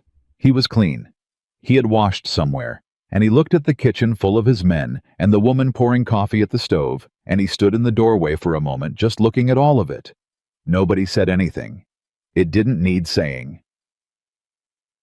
The next morning, Clara wrote a second letter to Fletcher. She described the fire, the location, the timing, the absence of any natural ignition source in the area. She described what it meant in the context of everything Fletcher already had. She described what she believed Crowley would try next, because she had been thinking about it since 3 a.m, and she had a clear picture of the shape of the man, methodical patient, accelerating only when he felt the ground shifting under him. She sealed the letter and gave it to Holt before breakfast. Wade watched her do it from across the yard. He came into the kitchen 10 minutes later while she was making eggs, and he said, "You wrote to Fletcher." "Yes." "About the fire." "He needs to know. It changes the timeline." She turned from the stove. "If Crowley is willing to use physical means, Fletcher needs to move faster on the filing." "I know." Wade leaned against the counter. He was watching her with the steady attention she had learned meant he was working something out. "You've been running the legal strategy since the ledger." "I've been helping," she said. "You wrote the statement. You identified the Hatch connection. You're corresponding with my attorney." "Is that a problem?" she said directly. "No," he said. "It's—" He stopped. He looked at the table, then at her. "My mother used to say that every ranch needs a spine, that the land and the cattle are the body of the thing, but without a spine it just falls in on itself." He paused. She was the spine. Clara understood what he was not saying. "Wade, I'm not making a comparison," he said quickly. "I'm not—" He stopped again. He was— She realized a man choosing his words with unusual care because the words mattered, and he knew they did. "I'm saying that I notice. What you do. What you've done since you've been here. I notice it and I—" He exhaled. "I don't know how to say what I mean without it sounding like something I don't mean." Clara set down the spatula. "Try," she said. He looked at her. "You are not what I expected," he said. "When I stepped in on that platform, it was impulse. I couldn't watch what was happening and stay still. I offered you a job because it was what I had to offer, and because I thought it might help." He paused. "I did not expect—" Another pause. He was searching for it. "I did not expect to come home every evening and find the house itself again. I did not expect to feel like someone else was holding part of the weight. I have not felt that in a long time." The kitchen was very quiet. "I want you to know that I see it," he said. "What you do here. It is not ordinary, and I don't want to take it for granted." Clara looked at him for a moment. "You don't," she said. "How do you know?" "Because you say thank you," she said. "And you mean it every time." She picked up the spatula again. "That is not a small thing, Wade." He said nothing. She turned back to the eggs, and the silence behind her was the particular kind of silence that is not empty, the kind that has something in it, something that is present and acknowledged, and not yet spoken fully, but which both people know is there. "The eggs are going to burn," she said. "I know," he said. And she heard him move, heard him go to the table and sit down. And when she looked over her shoulder, he was sitting with his coffee and looking at the middle distance with the expression of a man who has said something true and is living with the fact that he said it. She served the eggs. They ate. 3 days after the fire, a rider came from Silver Bluff. He was not a regular messenger. He was one of Crowley's men. She knew it before he dismounted. Something about the way he held himself when he came into the yard, the particular wariness of a man on another man's territory doing something he knows is aggressive. Wade came out of the barn. Clara stayed at the door close enough to hear. The rider handed over an envelope. "From Mr. Crowley," the man said. "He asks for a response by Friday." Wade took the envelope. He did not open it. "Tell Mr. Crowley I received it," he said. The rider left. Wade came to the house. He opened the envelope at the kitchen table, and Clara sat across from him and watched his face while he read, because his face told her more than the document would. It told her serious. It told her threatening. It told her, "This is the move." He set it down and pushed it across the table to her. She read it. Crowley was demanding a formal boundary negotiation, not a legal proceeding, but a private meeting on his land with a third-party mediator of his choosing within 10 days. He cited the amended boundary claim filed in November, the fraudulent one, as the basis for his authority to demand the meeting. He cited the county notification, the one sent to Denton's address, as proof that CCC had been properly advised and had failed to respond. He was manufacturing a record of non-compliance. If they didn't attend his meeting, he had documentation suggesting they had been notified and ignored it. If they attended, they were legitimizing a process built on fraudulent filings. It was, Clara thought, genuinely elegant, in the worst possible way. "He's setting a trap," she said. "Yes." "Neither option benefits you." "No." She looked at the document again. "Who is his suggested mediator?" "Second paragraph," Wade said. She found it. The mediator's name was Victor Hale, the merchant, the one with someone at the store who had intercepted the supply order. "He owns the process from every direction," Clara said. "Yes. Fletcher needs this today." "I know." "Write to him now," Clara said. "Don't wait for Holt's regular run. Send Garrett."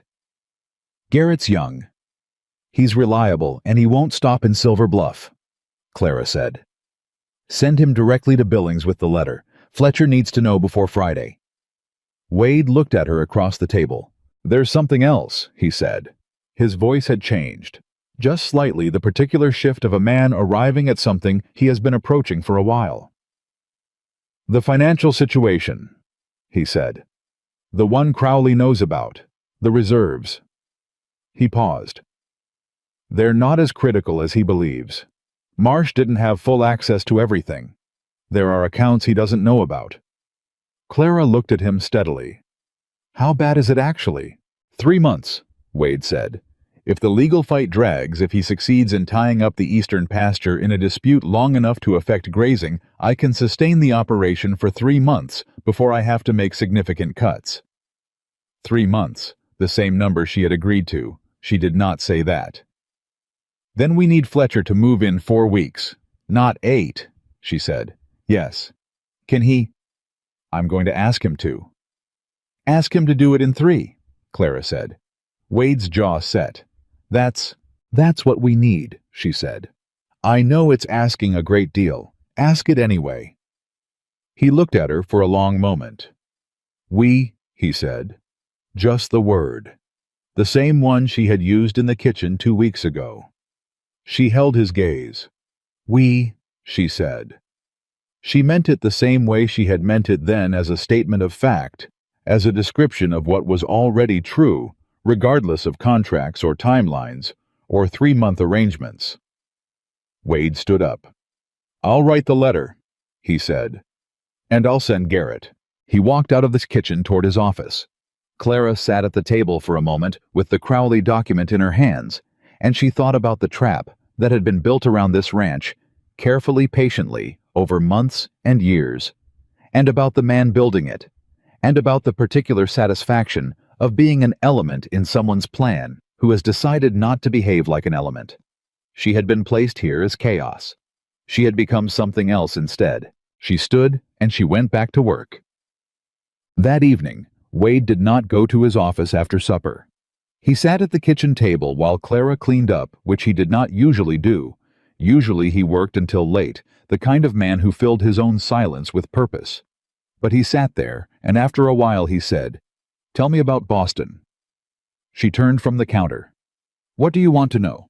Whatever you want to tell. She turned back to the dishes and thought about it, about what there was to tell, and what was actually worth saying. My father's office was on Beacon Street, she said. Small practice, mostly estate work, some contract disputes. He was a good lawyer, not famous, but good, the kind people came back to. She paused. He got sick when I was 27. I ran the practice for 2 years before he died, and then my brother... She stopped. My brother inherited the practice and the house and everything else because that is how it works, and he sold most of it, and I had 4 years of experience managing a legal office and nowhere to put it. So the arrangement, Wade said. So the arrangement, she said. It seemed like a structure, a place. I didn't think of it as marrying Edmund Denton specifically. I thought of it as going somewhere that needed what I had. And Silver Bluff had Edmund Denton. Silver Bluff had you, she said, before she could stop herself. The words hit the kitchen air and stayed there. She kept her hands in the dishwater and did not turn around, and the silence behind her lasted long enough that she considered whether she was going to have to say something to fill it, or whether she could simply let the moment pass into the general current of things unsaid. Clara, Wade said. She turned around. He was still at the table, but he had turned in his chair to look at her directly, openly, with none of the management she sometimes saw in his expression, none of the careful control he applied to difficult things. When Fletcher's work is done, he said, when the filing is complete and the legal situation is settled, what were you planning to do? I hadn't decided, she said, truthfully. What if I asked you to stay? The kitchen was very still. Not as a housekeeper, he said. Not with a contract and a timeline. He paused. I mean... He stopped. He looked at the table. He looked at her. I am not good at this, he said with such direct self-awareness that it almost made her want to smile. I say things in the wrong order, and I keep too much inside, and I work too much. And I have spent 3 years since my mother died operating this ranch like a machine because that was easier than... He stopped again. You are not easy, he said. I know, she said. I mean that as it is not a complaint. You are not easy to contain, in my thinking. You have been here 17 days, and I cannot... He exhaled. You are in the house, and you are in the legal situation, and you are in what Hannigan says at breakfast, and what Garrett thinks when he's nervous, and how Dutch looks at the table when the food is right. He paused. You're in everything. And I don't know what to do about it except tell you that I don't want it to stop." Clara stood at the kitchen counter with her hands still damp and looked at this man, this private, controlled, deliberately unreadable man who had said more in the past 2 minutes than he had said in any previous conversation, and who looked saying it like someone who had been holding a heavy thing for a long time and had finally decided to set it down. "I'm not going anywhere," she said. It came out quietly, without drama, just the plain shape of something decided. Wade looked at her. "Not because of the legal situation," she said. "Not because of Crowley or Fletcher or the filing. Because—" She paused. She thought about what was true. "Because you stepped forward on a platform when you didn't have to, and offered me something real when everything else was false, and I have been exactly who I am in this house, and no one has asked me to be less of it." She held his gaze. "That is not a small thing either." Wade stood up. He walked across the kitchen. He stopped in front of her, not close enough to be anything but present, just close enough to be there, and he looked at her with the direct, unguarded expression that she had come to understand was the most honest thing about him. "I can't let you go," he said. She looked at him. "I know that's—" He paused. "I know that's not a thing I have the right to say to a woman who came here under the terms she came under. I know what the arrangement was. I know it's been 17 days. 18, she said. 18. Something moved in his face. "I can't let you go," he said again, quieter. "I've been telling myself it was too soon to know, that I should wait, that you would leave when the 3 months were done, and that was the arrangement, and it was right to respect the arrangement." He stopped. "But watching you in the yard the night of the fire, telling my men what to do, not flinching, not stepping back." He paused. "I stopped being able to tell myself I should wait." Clara looked at him for a long moment. "Then stop waiting," she said. And the thing that moved across Wade Carver's face was not quite the same as anything she had seen there before. Not the controlled assessment of the platform, not the careful directness of the work. Something more unguarded than either, something that was simply the expression of a man who has been given what he needed and is letting himself know it. He didn't reach for her. He didn't move. He just looked at her the way he had looked at things he was deciding to trust. "Mine," he said, quietly. Just the word. Not with possession. Not with claim. With the particular quality of a truth that has been true for a while and is being stated for the first time. Clara held his gaze. "Don't make promises while the ranch is under siege," she said. "It's not a promise," he said. "It's a fact." And in the kitchen of the CCC, with the dishes half done, and Garrett on the road to Billings, and Crowley's letter on the table, and everything still unresolved and difficult and genuinely dangerous, Clara Hart looked at the fact of it and found that she had nothing to argue. She turned back to the dishes. "Then it's a fact," she said. And Wade Carver stood in the kitchen that smelled like bread and coffee and the particular order that had come back into a house that had needed it, and for the first time in 3 years, he didn't go to his office. He stayed. He sat at the table. He didn't say anything more. He didn't need to. Garrett came back from Billings in 2 days, instead of 3, which meant he had pushed the gray horse harder than anyone had asked, and hadn't slept properly either direction. And when he rode into the yard at 5:30 in the morning, his face had the particular drawn quality of someone who has been carrying urgency in his body for 48 hours. Clara was already up. She heard the horse before anyone else did, and she was at the door when Garrett dismounted. "Letter for Mr. Carver," he said. "Fletcher said to bring it fast." "Give it to me," Clara said. "I'll wake him."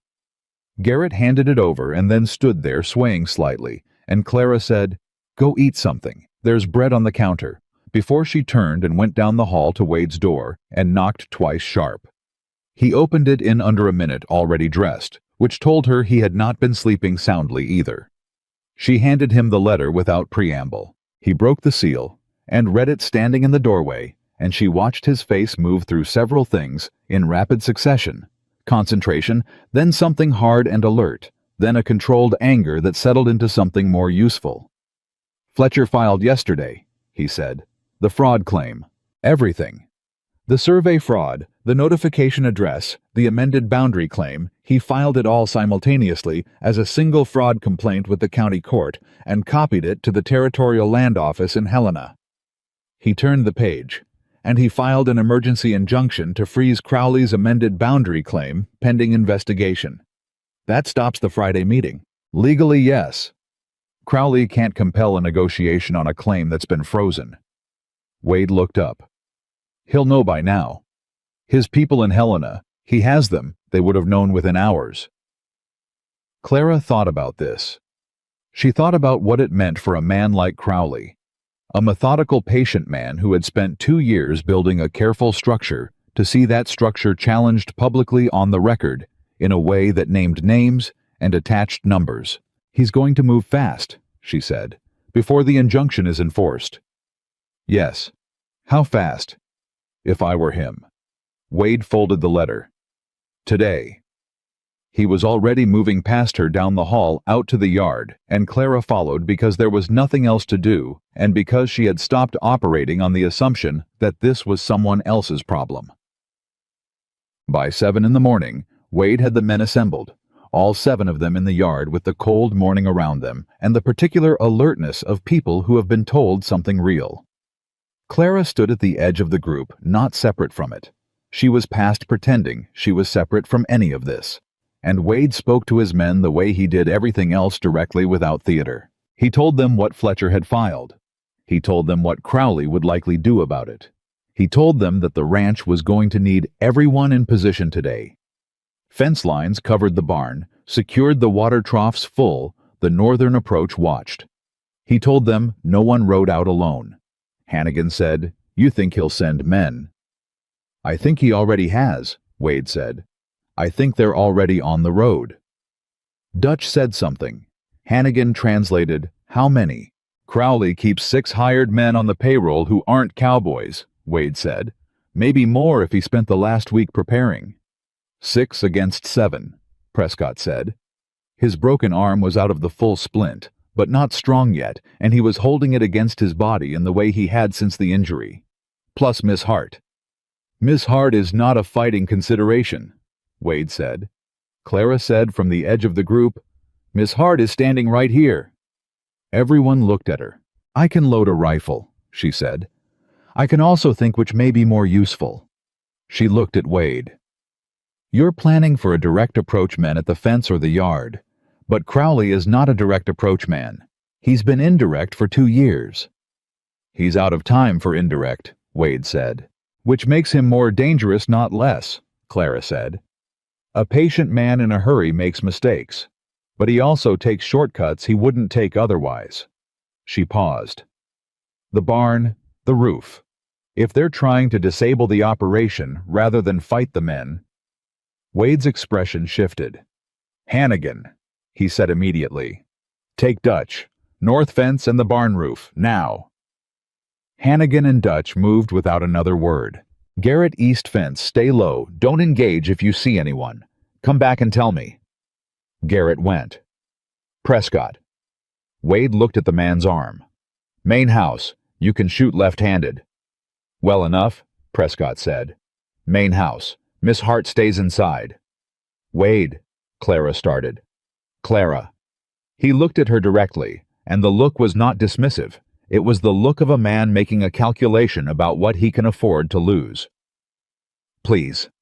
She held his gaze for a moment. She went inside. Paperwork. She did not stay inside. She stayed in the main house, which was not the same thing. She moved through every room, assessed every window, understood the angles.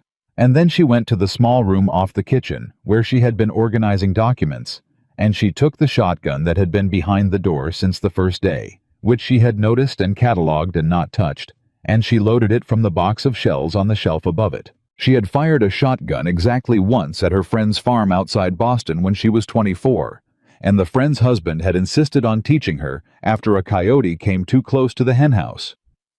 She remembered the mechanics. She remembered the kick.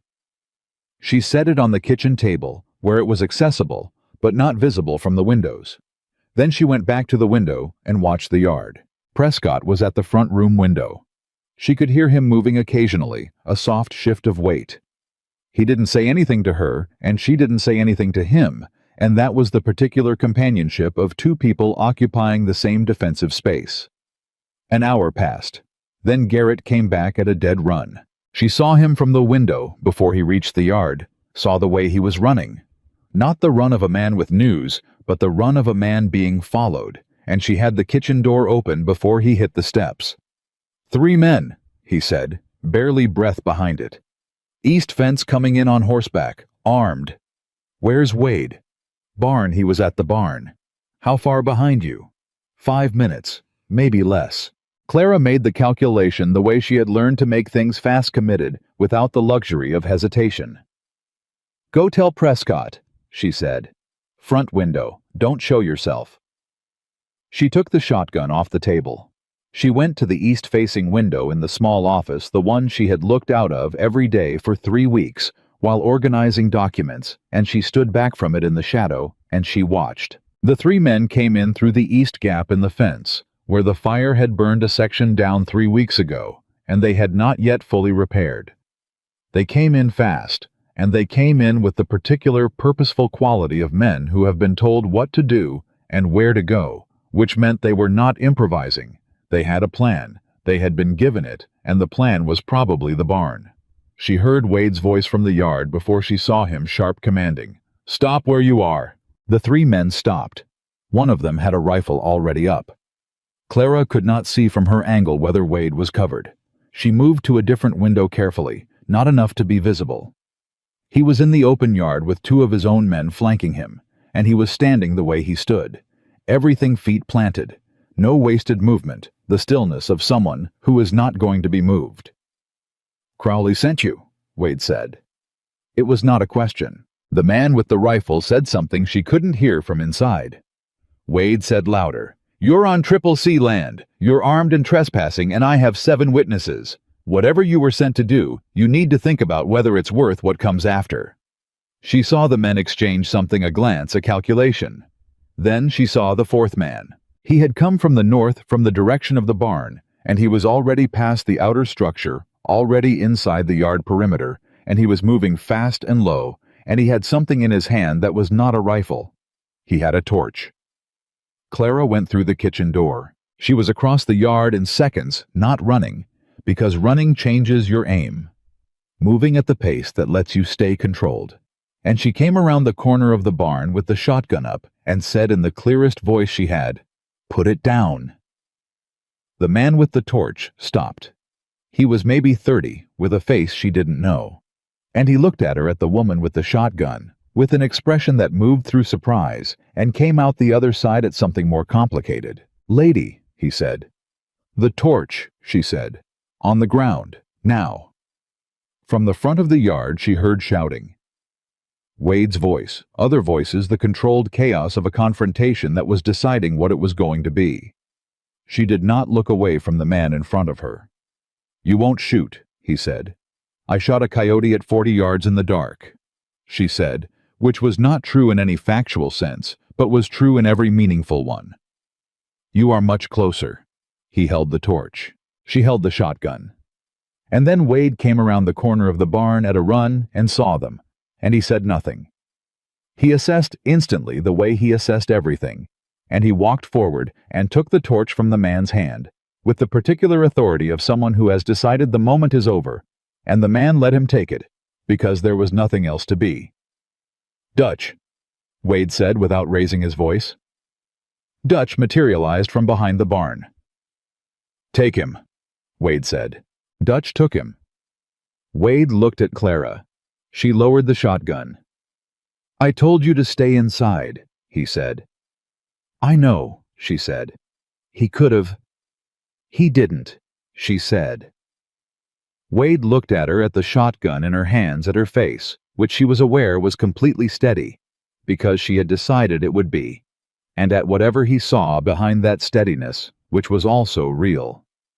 "Clara," he said. "There were 4 of them," she said. "You were counting 3. He was silent for a moment. "Yes," he said. "You would have seen him when it was too late." Yes, he said again, quieter. He looked at the torch in his hand, then at the barn, then back at her. Something moved through his expression that was not calm, was the furthest thing from calm, but which he brought back under control, with the visible effort of a man who needs to finish the thing he's in before he can be what the moment is making him. We're not done, he said. Front of the yard. Then go, she said. I'm right behind you. He went. Clara followed, and she was aware of Dutch behind her with the fourth man, and she was aware that her hands were steady, and her heart was not, and she thought, this is what it means to be the spine of something. Not to be unafraid. To be afraid and stay anyway. The three men at the front of the yard had not moved. They had not moved because Hannigan was on the barn roof with a rifle, and they had noticed him, which meant that for the past 4 minutes they had been standing in the yard with the particular stillness of men who are reconsidering their situation. Wade came around the corner and they looked at him, and they looked at Clara 3 steps behind him with the shotgun, and the calculation on their faces shifted into something closer to defeat. Crowley sent 6 of you, Wade said. I have the 4th. Where are the other 2? The man who had spoken before said nothing. Wade waited. He was very good at waiting. East Road, the man finally said. They were supposed to cut the fence further out and then come in when we... He stopped. When the barn was burning, Wade said flatly. The man said nothing. The filing in Helena, Wade said. Did Crowley tell you about it? A pause. No, the man said.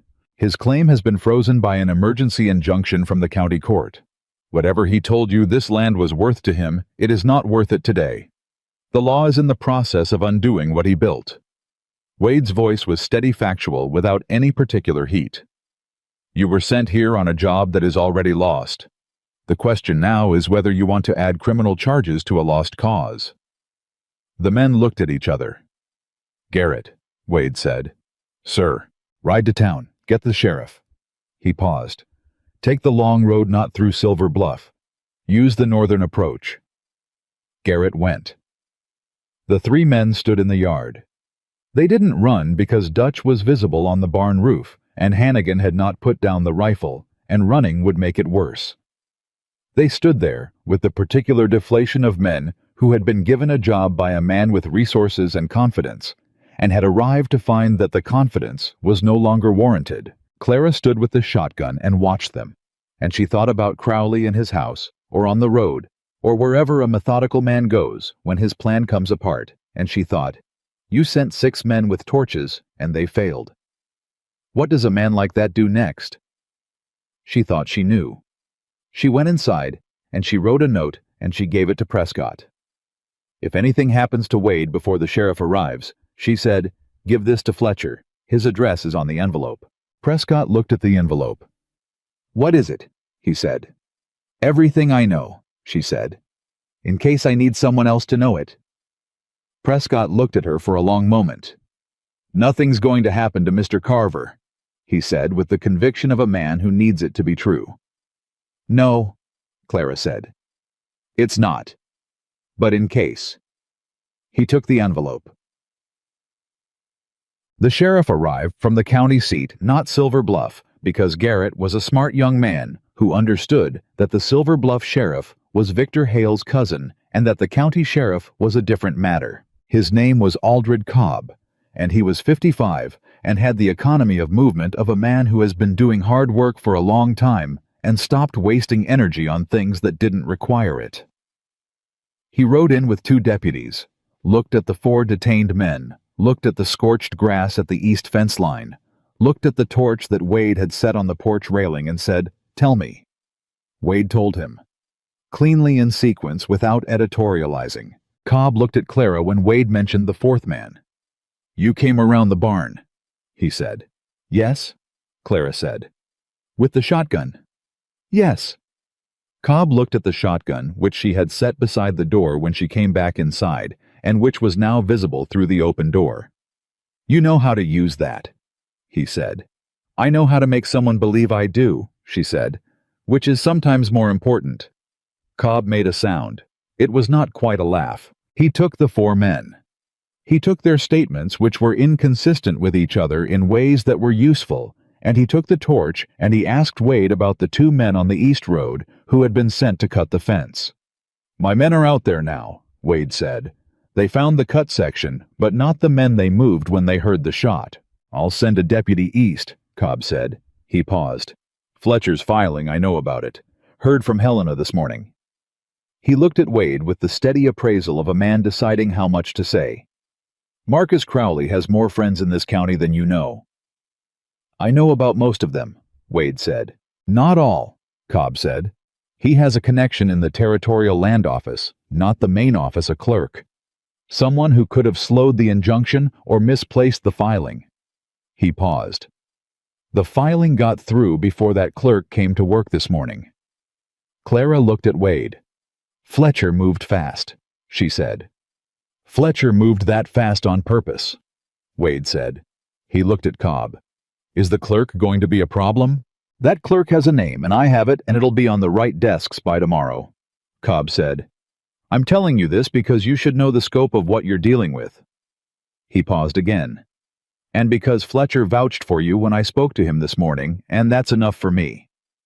He tipped his hat to Clara. "Miss Hart," he said, "you did right." He left. The yard was quiet after he went, the particular quiet of a space that has had violence in it and is settling back into itself. Hannigan came down from the barn roof.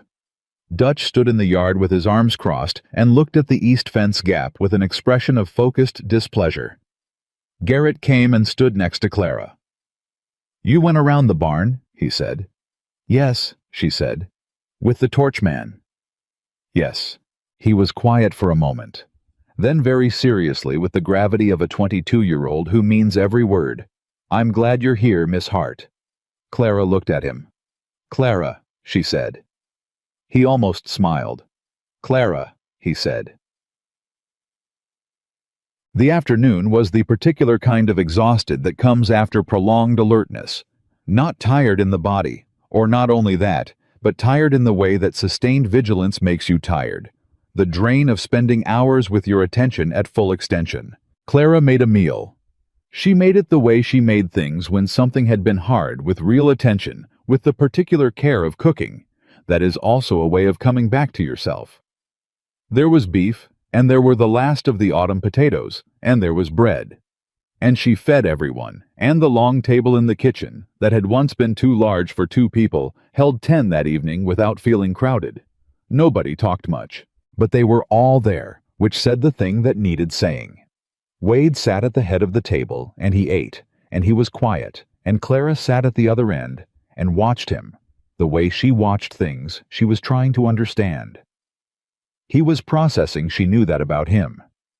Now knew the particular quality of his silence, that was not distance, but depth, the underwater working out of something that needed to be settled before it could be surfaced. After the men had gone to the bunkhouse, Wade stayed.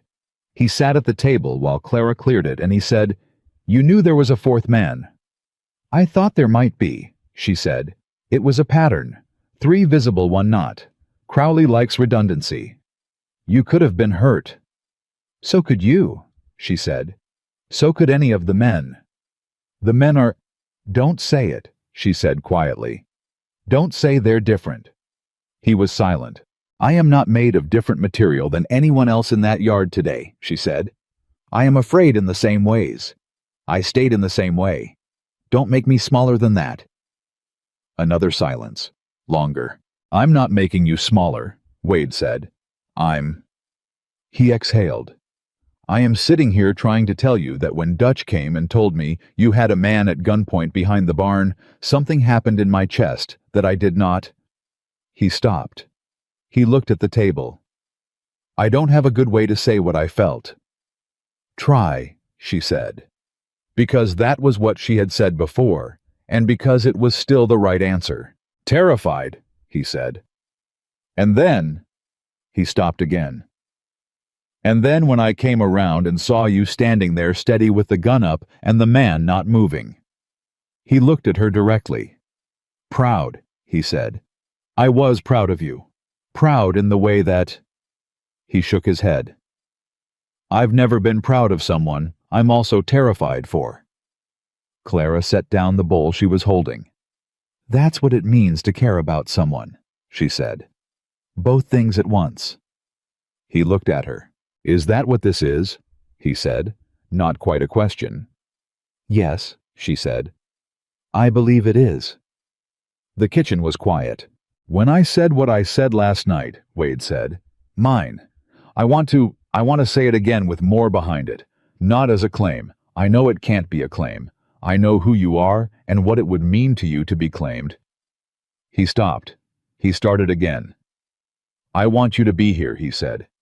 I want you to be here in the same way that the bread is here and the fire is here and the things that make this a home instead of just a property. I want you here the way things belong somewhere. Not because I own them, because they fit. Clara stood very still.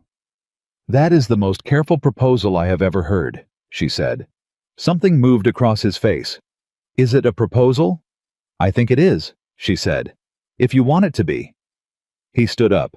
He walked to her, and he stopped close the same distance as the night before, close enough to be present, far enough to give her room, and he looked at her the way he had looked at the list she had written from memory, the way he had looked at the letter from Crowley, the way he had looked at the documents Fletcher took to Billings with the total attention of a man who does not do anything halfway.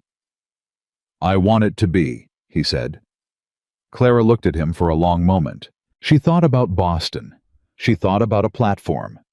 She thought about Edmund Denton's envelope and the $4.60 and the particular calculus of a woman with nowhere to go who walked off a platform anyway. She thought about what it meant to go somewhere that needed what you had and find unexpectedly, without planning, without any design at all, that what you had was exactly the right thing. Ask me, she said. He took her hand. Both of his around hers the way Fletcher had shaken Wade's hand at the beginning with both hands, with the weight of someone who means the gesture.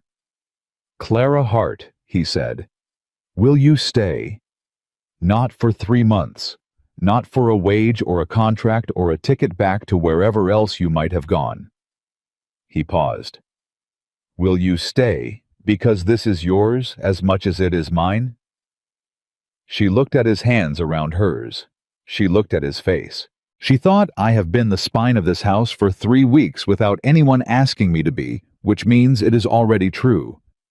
He is asking me to call it by the right name. Yes, she said. It was a small word for a large thing, but it was the right word, and she meant it the full way, the all the way to the back of herself way, the way you mean things you have arrived at through work, rather than impulse. Wade exhaled. It was not relief exactly. It was the sound of a man releasing something he had been holding. He did not let go of her hand. There's still the legal matter, she said after a moment. I know, he said. Crowley's not finished. No, he said. He's not. Fletcher needs a deposition from me, probably in Billings. We'll go together. She looked at him. Together. If you want, he said. I want, she said. He looked at their hands.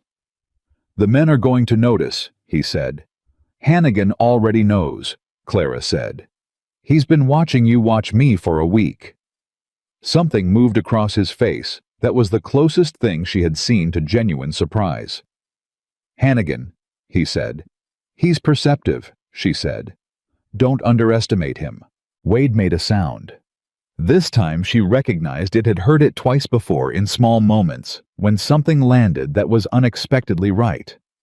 It was his version of laughter. Controlled, minimal, but real. I should have known, he said. Yes, she said. You should have. She had not moved away. He had not let go. They stood in the kitchen that was hers, as much as it was his. In the house that was becoming what it was supposed to be. And outside the windows the Montana dark was full and complete, and the fence line that needed repair was still scorched, and the legal fight was still ahead, and the deposition was still waiting, and Crowley was still out there, calculating his next move with the patience of a man who had not yet understood that he had already lost the most important element of his plan. He had sent Clara Hart to Silver Bluff as chaos. She had become the spine of the thing he was trying to break. And she was staying. The letter from Fletcher arrived 2 mornings later. It was longer than the previous ones, dense with legal language that Clara moved through quickly translating as she went. Wade stood beside her at the desk beside her, not across from her, which was different, and which neither of them commented on. The territorial court in Helena has accepted the fraud complaint, she said. That means it's out of the county, out of Crowley's local connections. He can't reach the territorial court, Wade said. Not easily, not without exposure. She turned the page. Fletcher says the surveying company has confirmed in writing that they performed no third engagement with CCC. That's the documentary evidence for the Marsh fraud. And the Denton notification address. She read further. The county clerk who accepted the amended filing is... She stopped. What? Wade said. The county clerk who accepted the filing and recorded the false notification address is named on a separate complaint. Fletcher has filed it concurrently. She looked up. It's not just Crowley now. It's Crowley and Denton, and the county clerk and the Helena land office clerk that Cobb mentioned. He's taking all of them at once, Wade said. Fletcher is not a man who does things halfway, Clara said. No, Wade said. He's not. He was quiet for a moment. What about the meeting Crowley demanded the Friday deadline? The injunction supersedes it. The meeting has no legal basis. She looked at the final paragraph. Fletcher says... She almost smiled. Fletcher says to tell you that Crowley's attorney has already been in contact with his office requesting to negotiate a settlement. The kitchen was very quiet. He's trying to settle, Wade said. He's trying to settle before the territorial court schedules a hearing, Clara said. Because a hearing becomes public record, and public record names him. We don't settle, Wade said. No, Clara said. We don't. She wrote back to Fletcher that morning. She told him there would be no settlement, that the full complaint should proceed, and that she and Wade would come to Billings within the week to provide depositions. She told him to move as fast as the law allowed. She sealed the letter and gave it to Holt. Then she went back to the kitchen and started on the bread because the sourdough culture needed feeding and the day needed to continue. And life in a ranch does not pause for legal strategy. And somewhere between the flour and the water, she thought, this is what winning looks like. Not a moment, not a scene, just continuing, staying in the work. She kept going. She did not stop. The ride to Billings took 2 days, and they went together, which was what they had said they would do, and which felt on the morning they left like a declaration, as much as a logistics decision. Hannigan stood in the yard when they rode out and said nothing, but the look on his face said everything. A man like Hannigan would never put into words something satisfied, and settled the expression of someone watching a thing arrive that has been a long time coming. Dutch raised one hand from the fence line where he was working. Garrett called out, "Safe riding," with the enthusiasm of someone who had been waiting to say it. Prescott said nothing.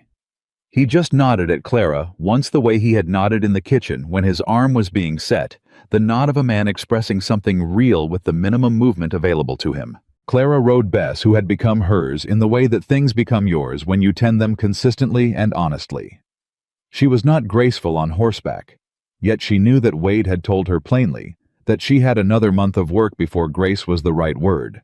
But she was competent, which was what mattered, and the mare understood her well enough now that the communication between them had its own shorthand. They rode mostly in comfortable silence, which was one of the things she had come to value most about Wade Carver. He did not fill space with words it didn't need. When he spoke, it was because something needed saying. When he was quiet, the quiet was real. But on the first evening, when they had stopped and the fire was built and the dark was full around them, he said, "I want to tell you something. About my mother." Clara looked at him across the fire. "You don't have to," she said. "I know," he said. "I want to." She waited. "She came to Montana from Kentucky," he said. "My father brought her out in 1858 when there was almost nothing here. She used to say she cried for the first 6 months because she missed trees." He paused. "Kentucky has trees. Real ones close together. Montana was, she said it felt like someone had taken everything she knew and spread it out so thin it almost disappeared. What changed? Clara said. She built something, he said. She built the kitchen first, then the root cellar, then the garden. He looked at the fire. She told me once that you can't love a place you haven't put your hands into, that the land doesn't mean anything until you've worked it. He paused. She put her hands into everything.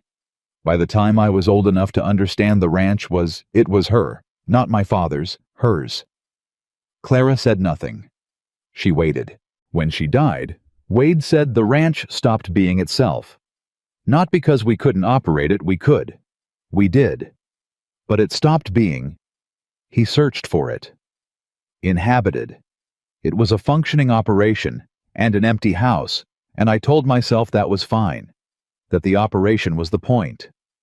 It wasn't fine, Clara said. No, he said. It wasn't.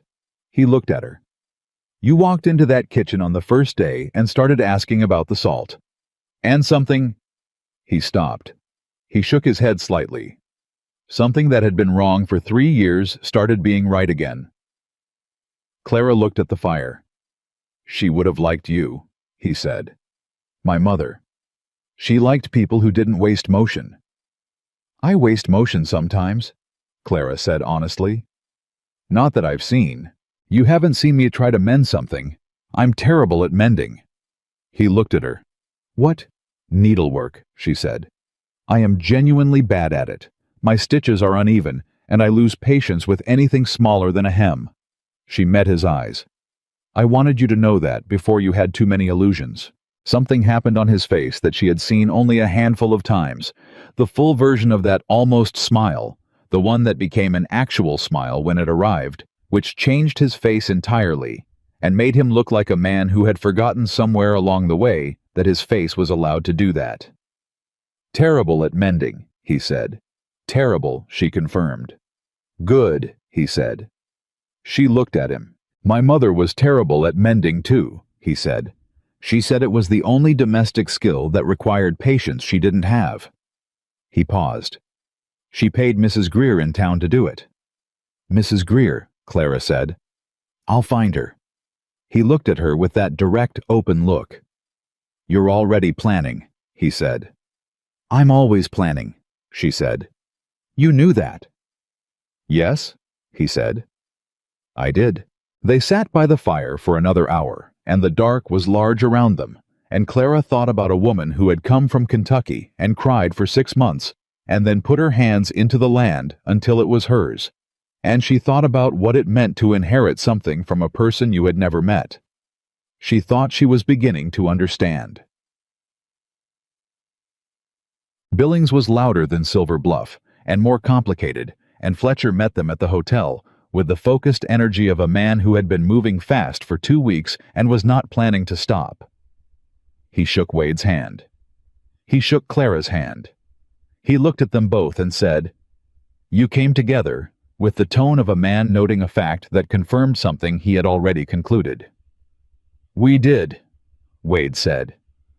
Fletcher made the sound that was not quite amusement. He laid out the situation over the hotel dining table with coffee and documents, and the particular clarity of a man who has been working a complicated problem and is now ready to show his work.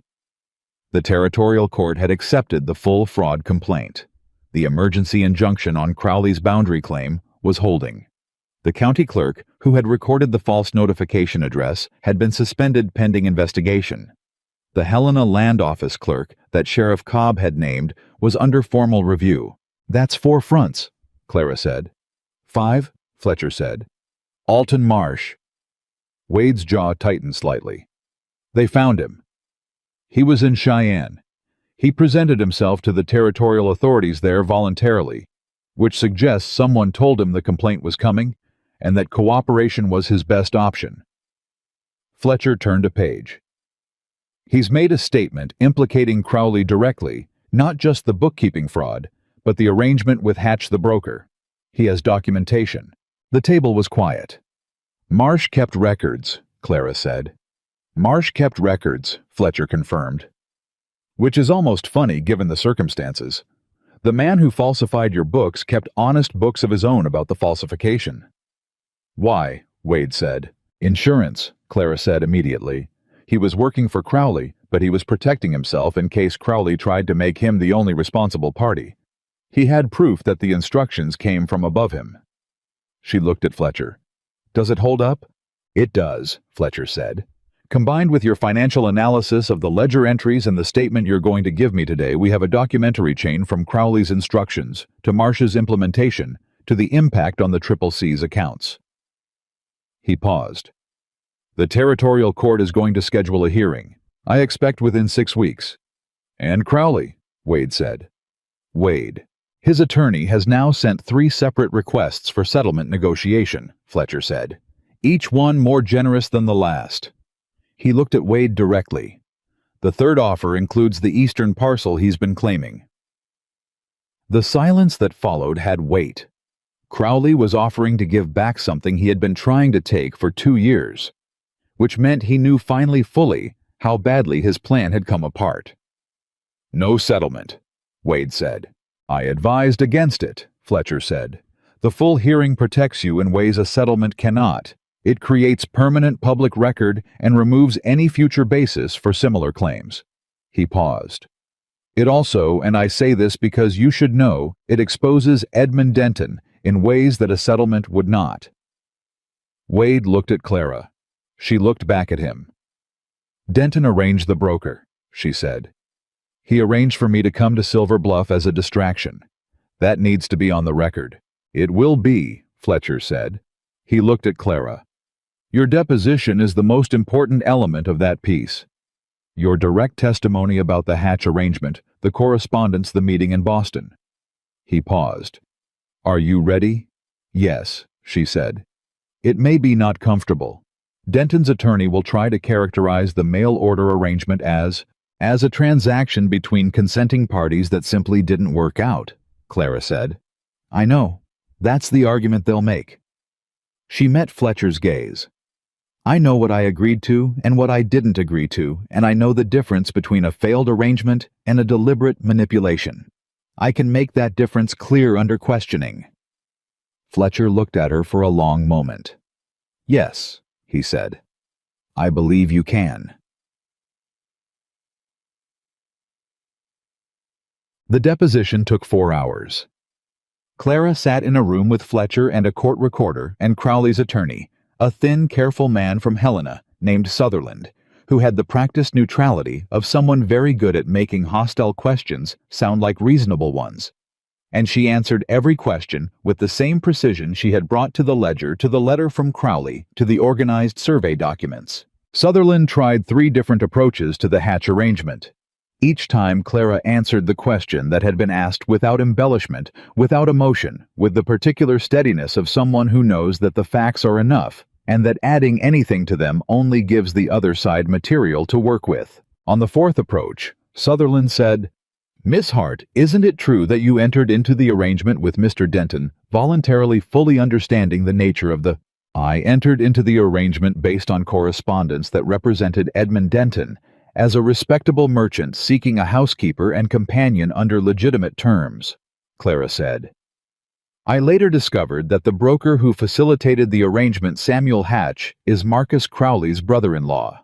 I discovered this after arriving in Silver Bluff, and after Mr. Denton's public rejection, which I believe was orchestrated to create a specific social disruption in the community.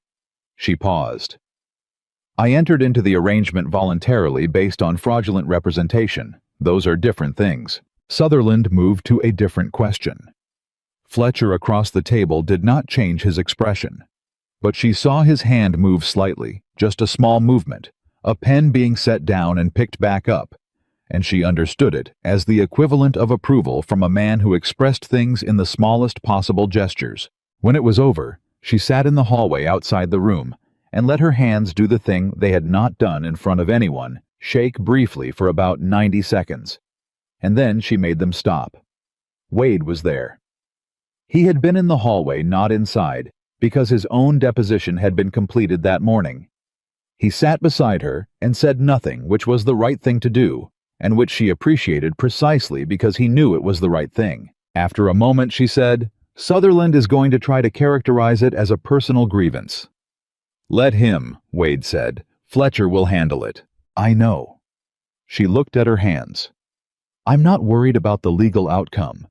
I'm—" She stopped. She thought about what she was actually feeling. "I'm angry," she said. "I've been angry since I understood the full shape of it, and I've been keeping the anger useful, using it for the list for the letter to Fletcher for the deposition. But sitting in that room and hearing Sutherland's questions, knowing that Crowley is somewhere deciding the best way to minimize what he did, knowing that Denton is going to claim the arrangement was ordinary, and that I'm making something of nothing." "You're not making something of nothing," Wade said.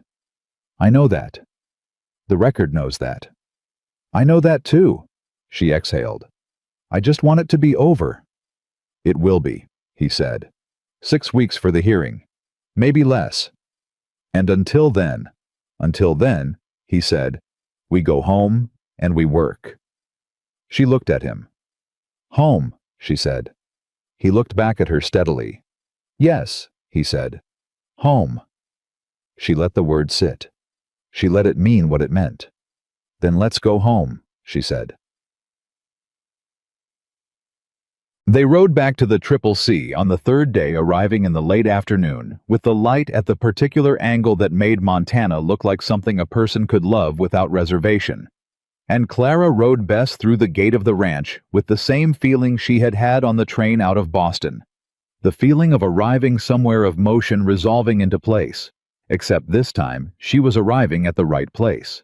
Hannigan was at the barn when they rode in, and he looked at them both with that same settled expression and said, "Good trip? Productive?" Wade said. "Fletcher moved things forward."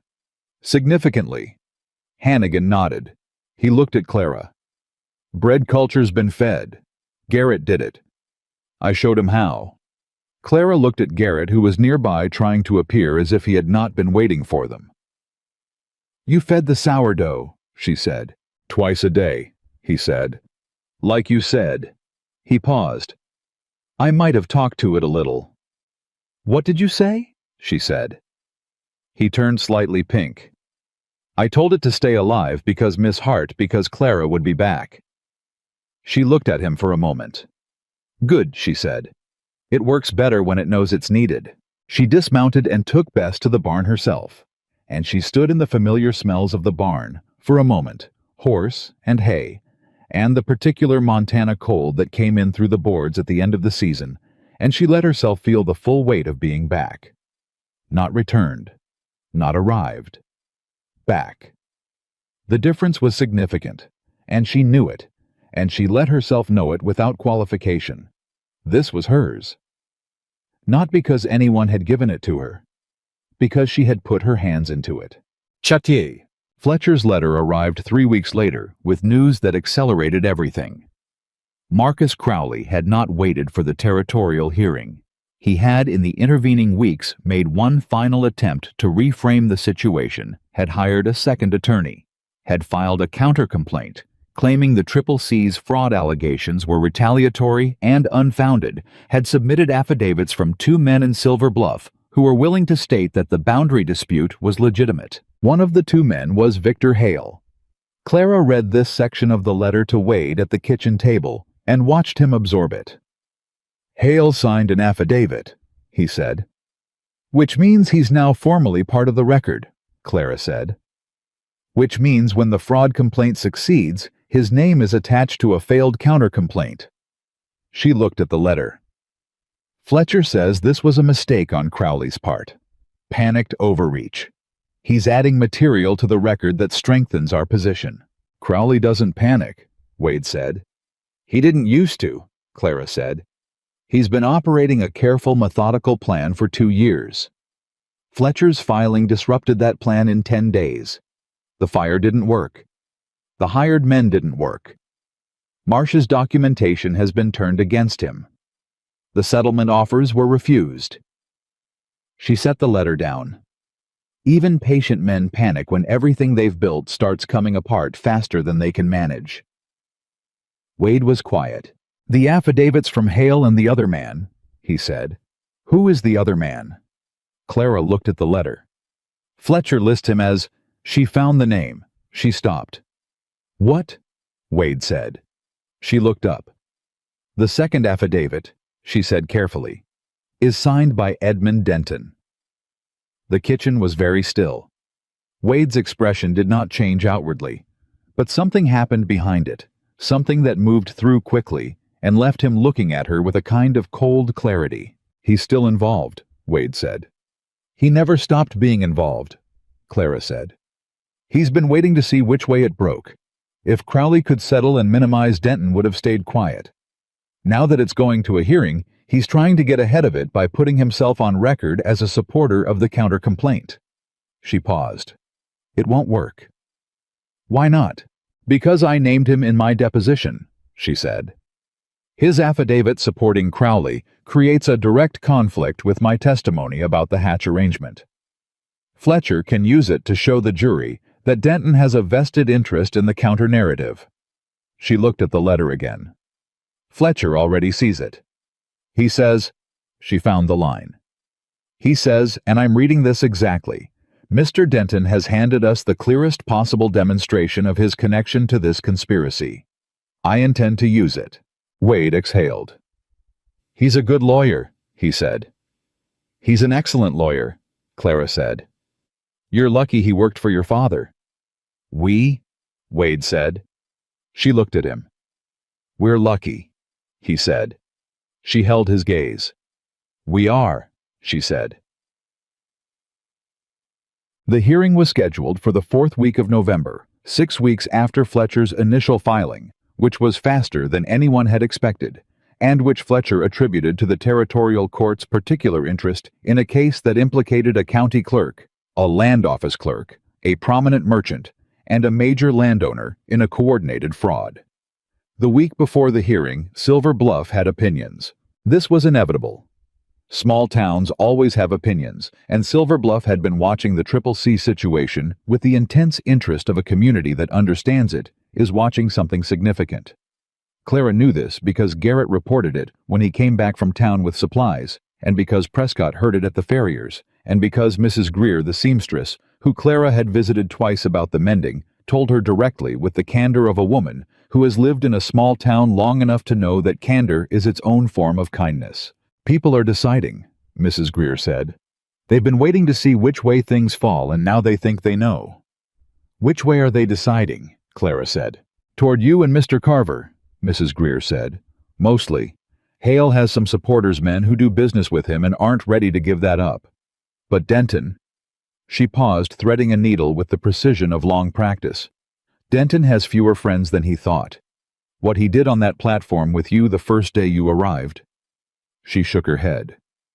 "People remember things like that. A man who treats a woman that way in public has told you something about himself." "He told me something about himself quite clearly," Clara said. Mrs. Greer looked at her over the mending. "You're not what people expected," she said. "What did they expect?" "Someone broken," Mrs. Greer said plainly. "That's what that kind of rejection is supposed to do. Break you enough that you go away and the town goes back to normal." She paused. "Instead, you went to the CCC and apparently set the whole legal situation on its head." "I found a ledger," Clara said. "People are saying rather more than that," Mrs. Greer said with the slight smile of someone who knows exactly what people are saying and finds it accurate. Clara looked at the mending in the woman's hands, her own work terrible and uneven, being corrected with quiet skill, and she thought about what it meant for a town to be deciding. About the people who were watching and waiting and making their choices based on what they saw. "The hearing will establish the record," Clara said. "The record helps," Mrs. Greer said. "But people in a town like this one decide based on what they see with their own eyes. They saw what happened on the platform. They've been watching what's happened since." She set down the mending. "You didn't go to pieces, Miss Hart. That matters here." Clara looked at her. "Clara," she said. Mrs. Greer smiled. "A real one." "Clara," she said.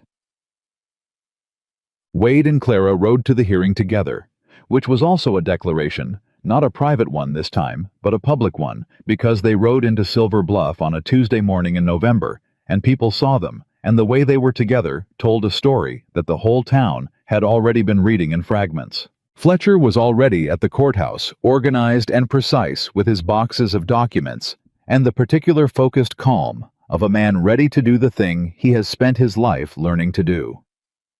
Sheriff Cobb was there. Crowley arrived with 2 attorneys and the expression of a man who has spent 6 weeks watching his position erode and has decided to perform confidence as a substitute for it. He was taller than Clara had imagined. She had never met him directly, had built her understanding of him entirely from his letter, his methods, his patterns. He was perhaps 60, well-dressed, with a face that was accustomed to being the most significant one in the room. He looked at Clara when he came in, just briefly, a single assessment fast calculating. She looked back. She did not look away first. Denton was there too, seated at the far end of the respondent's bench, not looking at anyone. He had the look of a man who had signed the affidavit and was now living with the understanding that it had not helped him. The hearing lasted 2 days. Clara testified on the first day, and she told the truth the way she had told it in deposition, precisely without embellishment in sequence. She told about Samuel Hatch and the correspondence and the one-way fare and the platform and the envelope and the $4.60. She told about the ledger in the second drawer and the 23 entries and the 3 billing records for a survey that had only been performed twice. She told about Crowley's letter through Hale's store, the offer of alternative employment, the probe dressed up as concern. Sutherland cross-examined her for an hour and a half. She answered every question. Crowley's second attorney tried a different approach, softer, more sympathetic, attempting to suggest that Clara was a woman in a difficult position, who had perhaps misunderstood the financial records due to insufficient expertise. "My father was a lawyer," Clara said. "I managed his practice accounts for 6 years. I understand what a falsified invoice looks like because I was trained to identify them." She paused. "The entries I identified were subsequently confirmed by an independent accounting review commissioned by Mr. Fletcher and reviewed by the territorial court. My analysis was accurate." The attorney moved on. Fletcher delivered the documentary evidence methodically, piece by piece, with the unhurried confidence of someone who has enough of it that he can afford to go slowly. The surveying company's written confirmation of no third engagement. The comparison of Marsh's handwriting against the fraudulent entries. The notification address linked to Denton's mercantile. Marsh's own statement, which was read into the record by the court, and which named Crowley in language that was direct and specific, and had been made by a man with nothing left to protect. On the second afternoon, the territorial judge, a compact, precise man named Hargrove, who listened to everything with the same even attention, asked Crowley's lead attorney for the respondent's final position. The attorney said that his client wished to revise his position to one of full cooperation with the court's findings. The room was very quiet. Clara in the gallery understood what this meant before anyone said it. Crowley was conceding. Not settling conceding. Submitting to the judgment of the court, rather than continuing to contest a case he could no longer win. Wade beside her felt the shift in the room and said nothing. Judge Hargrove scheduled his ruling for Friday. The ruling came on a Friday afternoon in November, with Montana cold pressing at the courthouse windows and a room full of people who had made the ride in from various parts of the county, because a case that had started as a private land dispute had become something larger, a question about what the law was actually for, about who it protected and who it exposed. Judge Hargrove ruled for 3 things. First, the amended boundary claim filed by Marcus Crowley was declared fraudulent and permanently voided. The CCC's eastern boundary was confirmed as originally surveyed and recorded. Second, Marcus Crowley was ordered to pay restitution to the CCC for the financial damage caused by the bookkeeping fraud, an amount that Fletcher had calculated from Clara's original list, expanded by the independent accounting review, and which was large enough that it was audible in the room when the judge read it. Third, Edmund Denton. Alton Marsh. Victor Hale and the two clerks were referred to the territorial prosecutor for criminal fraud charges to be determined separately. Crowley received the ruling with the stillness of a man who has prepared for it.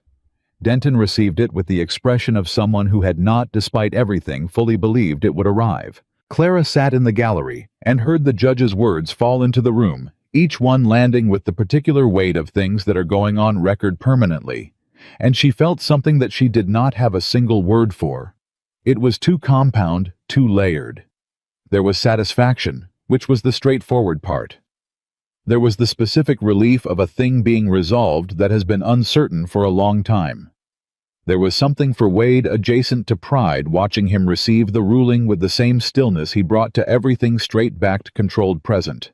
And there was something for herself, something quieter and more private that had to do with a woman who had traveled 2,000 miles on a one-way ticket and been handed an envelope on a platform and refused it and walked off into a situation that had turned out to be larger and more complicated and more real than anything she had planned, and who had put her hands into it anyway, because that was what she did.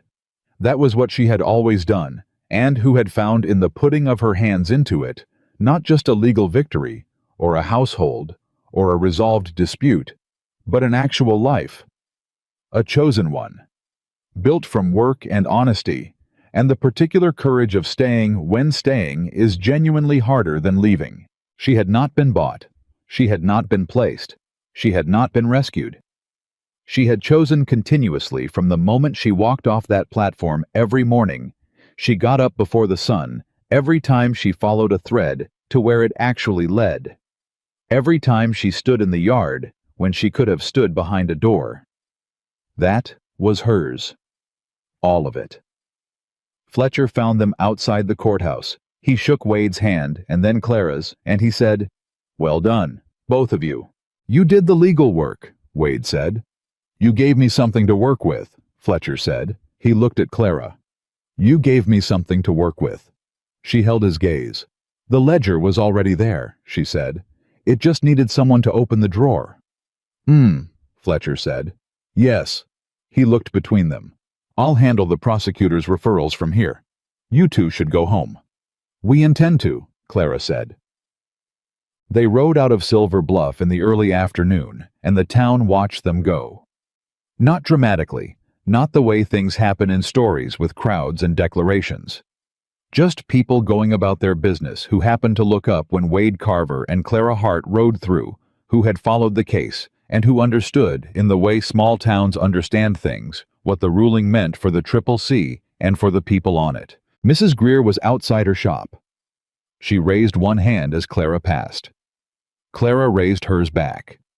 They rode north toward the ranch, and the cold was real, and the sky was the particular deep blue of November in Montana. And Clara rode Bess with the competence of a woman who had been practicing for 6 weeks and was starting to find something like fluency in it.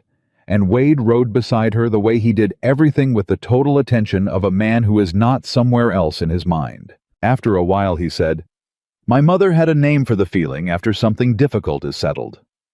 "What did she call it?" Clara said. "She called it the quiet after," he said. "She said you had to let yourself have it, that people make the mistake of filling it back up too fast." He paused. "She'd take a day, just work, whatever needed doing, no decisions, no plans, just the work of the place." "The day after we get back," Clara said. "If you want." She thought about it. The bread that needed baking. The fence section on the east side that still needed full repair. The sourdough culture that Garrett had been tending like a small responsibility he was proud of. The account books she wanted to set up properly with real systems the way they should have been from the start. "Yes," she said, "I want that." They rode in comfortable quiet for a while, and the Triple C came into sight in the late afternoon, and Clara looked at it the way she had started to look at it. Not with the appraising eye of someone cataloging what needs doing, though that was still there, but with something underneath it, something that recognized the place in the way you recognize things that are part of you. Hannigan and Dutch were at the fence. They looked up when they heard the horses. Dutch raised his hand, his one gesture always meaning the same thing. Garrett came out of the barn at a run, then caught himself and walked the last few steps, because he was trying to appear less like someone who had been waiting. "How did it go?" he said. "We won," Clara said. Garrett's face did the thing young faces do when something has been held in suspension and is finally released, a full unguarded expression of relief and satisfaction that he didn't even try to contain. "I knew it," he said. "I told Hannigan." "What did you tell Hannigan?" Hannigan called from the fence.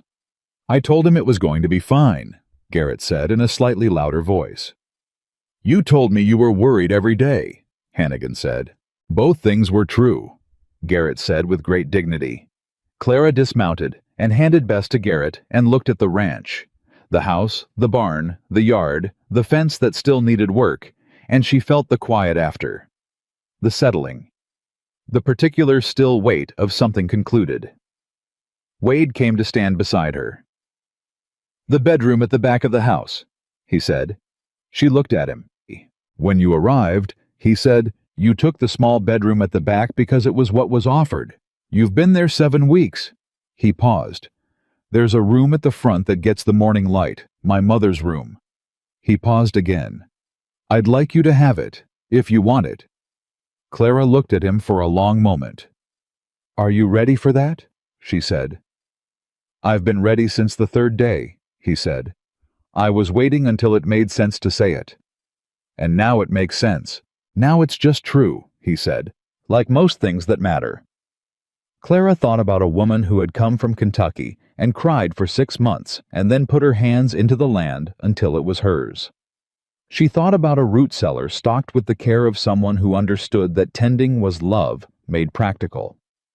She thought about what it meant to inherit a room from a woman you had never met but somehow already recognized. "Yes," she said. "I'd like that." They went inside.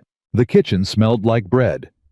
Garrett had apparently taken his responsibility to the sourdough culture further than anyone had asked, and there was a loaf cooling on the rack that was, Clara had to admit, not bad for a 22-year-old who had never made bread before 6 days ago. She stood in the kitchen and looked at all of it, the shelves organized in the logic that was hers. Now the salt in one location, the copper pot her predecessor had hung, and which Clara had kept because it was beautiful and functional.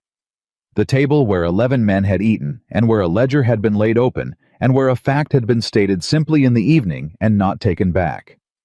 Wade stood in the doorway. "Clara," he said. She turned. He looked at her the way he had looked at her from the beginning, directly, openly, without management, and what she saw in his face was not the careful assessment of the platform or the controlled directness of the working weeks, but something simpler and more permanent.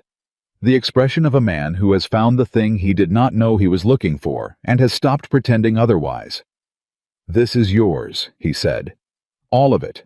Not because I gave it to you, because you made it yours." She looked at him. She thought about every morning, every ledger entry, every bowl of stew, every letter written and writer sent, and question asked and answer given, every time she stayed when she could have stepped back. She thought, "I put my hands into it. That's what makes it real." "I know," she said. She crossed the kitchen and stood in front of him, and she put her hand flat against his chest, over his heart. Not reaching, not asking, just placing her hand there, the way you place something in the spot where it belongs. And she felt his hand cover hers, holding it there. The two of them standing in the doorway of the kitchen that smelled like bread, and was going to smell like bread for the rest of their lives. "What do we do now?" she said. He looked at her. "We work," he said. "We eat. We fix the east fence." He paused. "We get married when you're ready." "When I'm ready," she said. "In your own time," he said. "Your decision." She looked at him. "Spring," she said. He nodded. "Spring." She let her hand stay where it was, and his hand stayed over hers, and neither of them moved, and the quiet after was exactly what his mother had called it. Real quiet, earned quiet, the kind that comes when something difficult is finished and something true has been allowed to stand. Clara Hart had come to Silver Bluff as a transaction. She had refused to be one. She had walked off a platform with $4.60 and nowhere to go, and she had put her hands into everything. She found the kitchen, and the ledger, and the legal fight, and the men in the yard, and the man in the doorway, and she had built from all of it the life that had been waiting for someone willing to make it. Not the life she had planned. The life she had chosen every single day until it was undeniably, permanently, completely hers. And that was the only kind worth having. You said dua vào kitchen tren.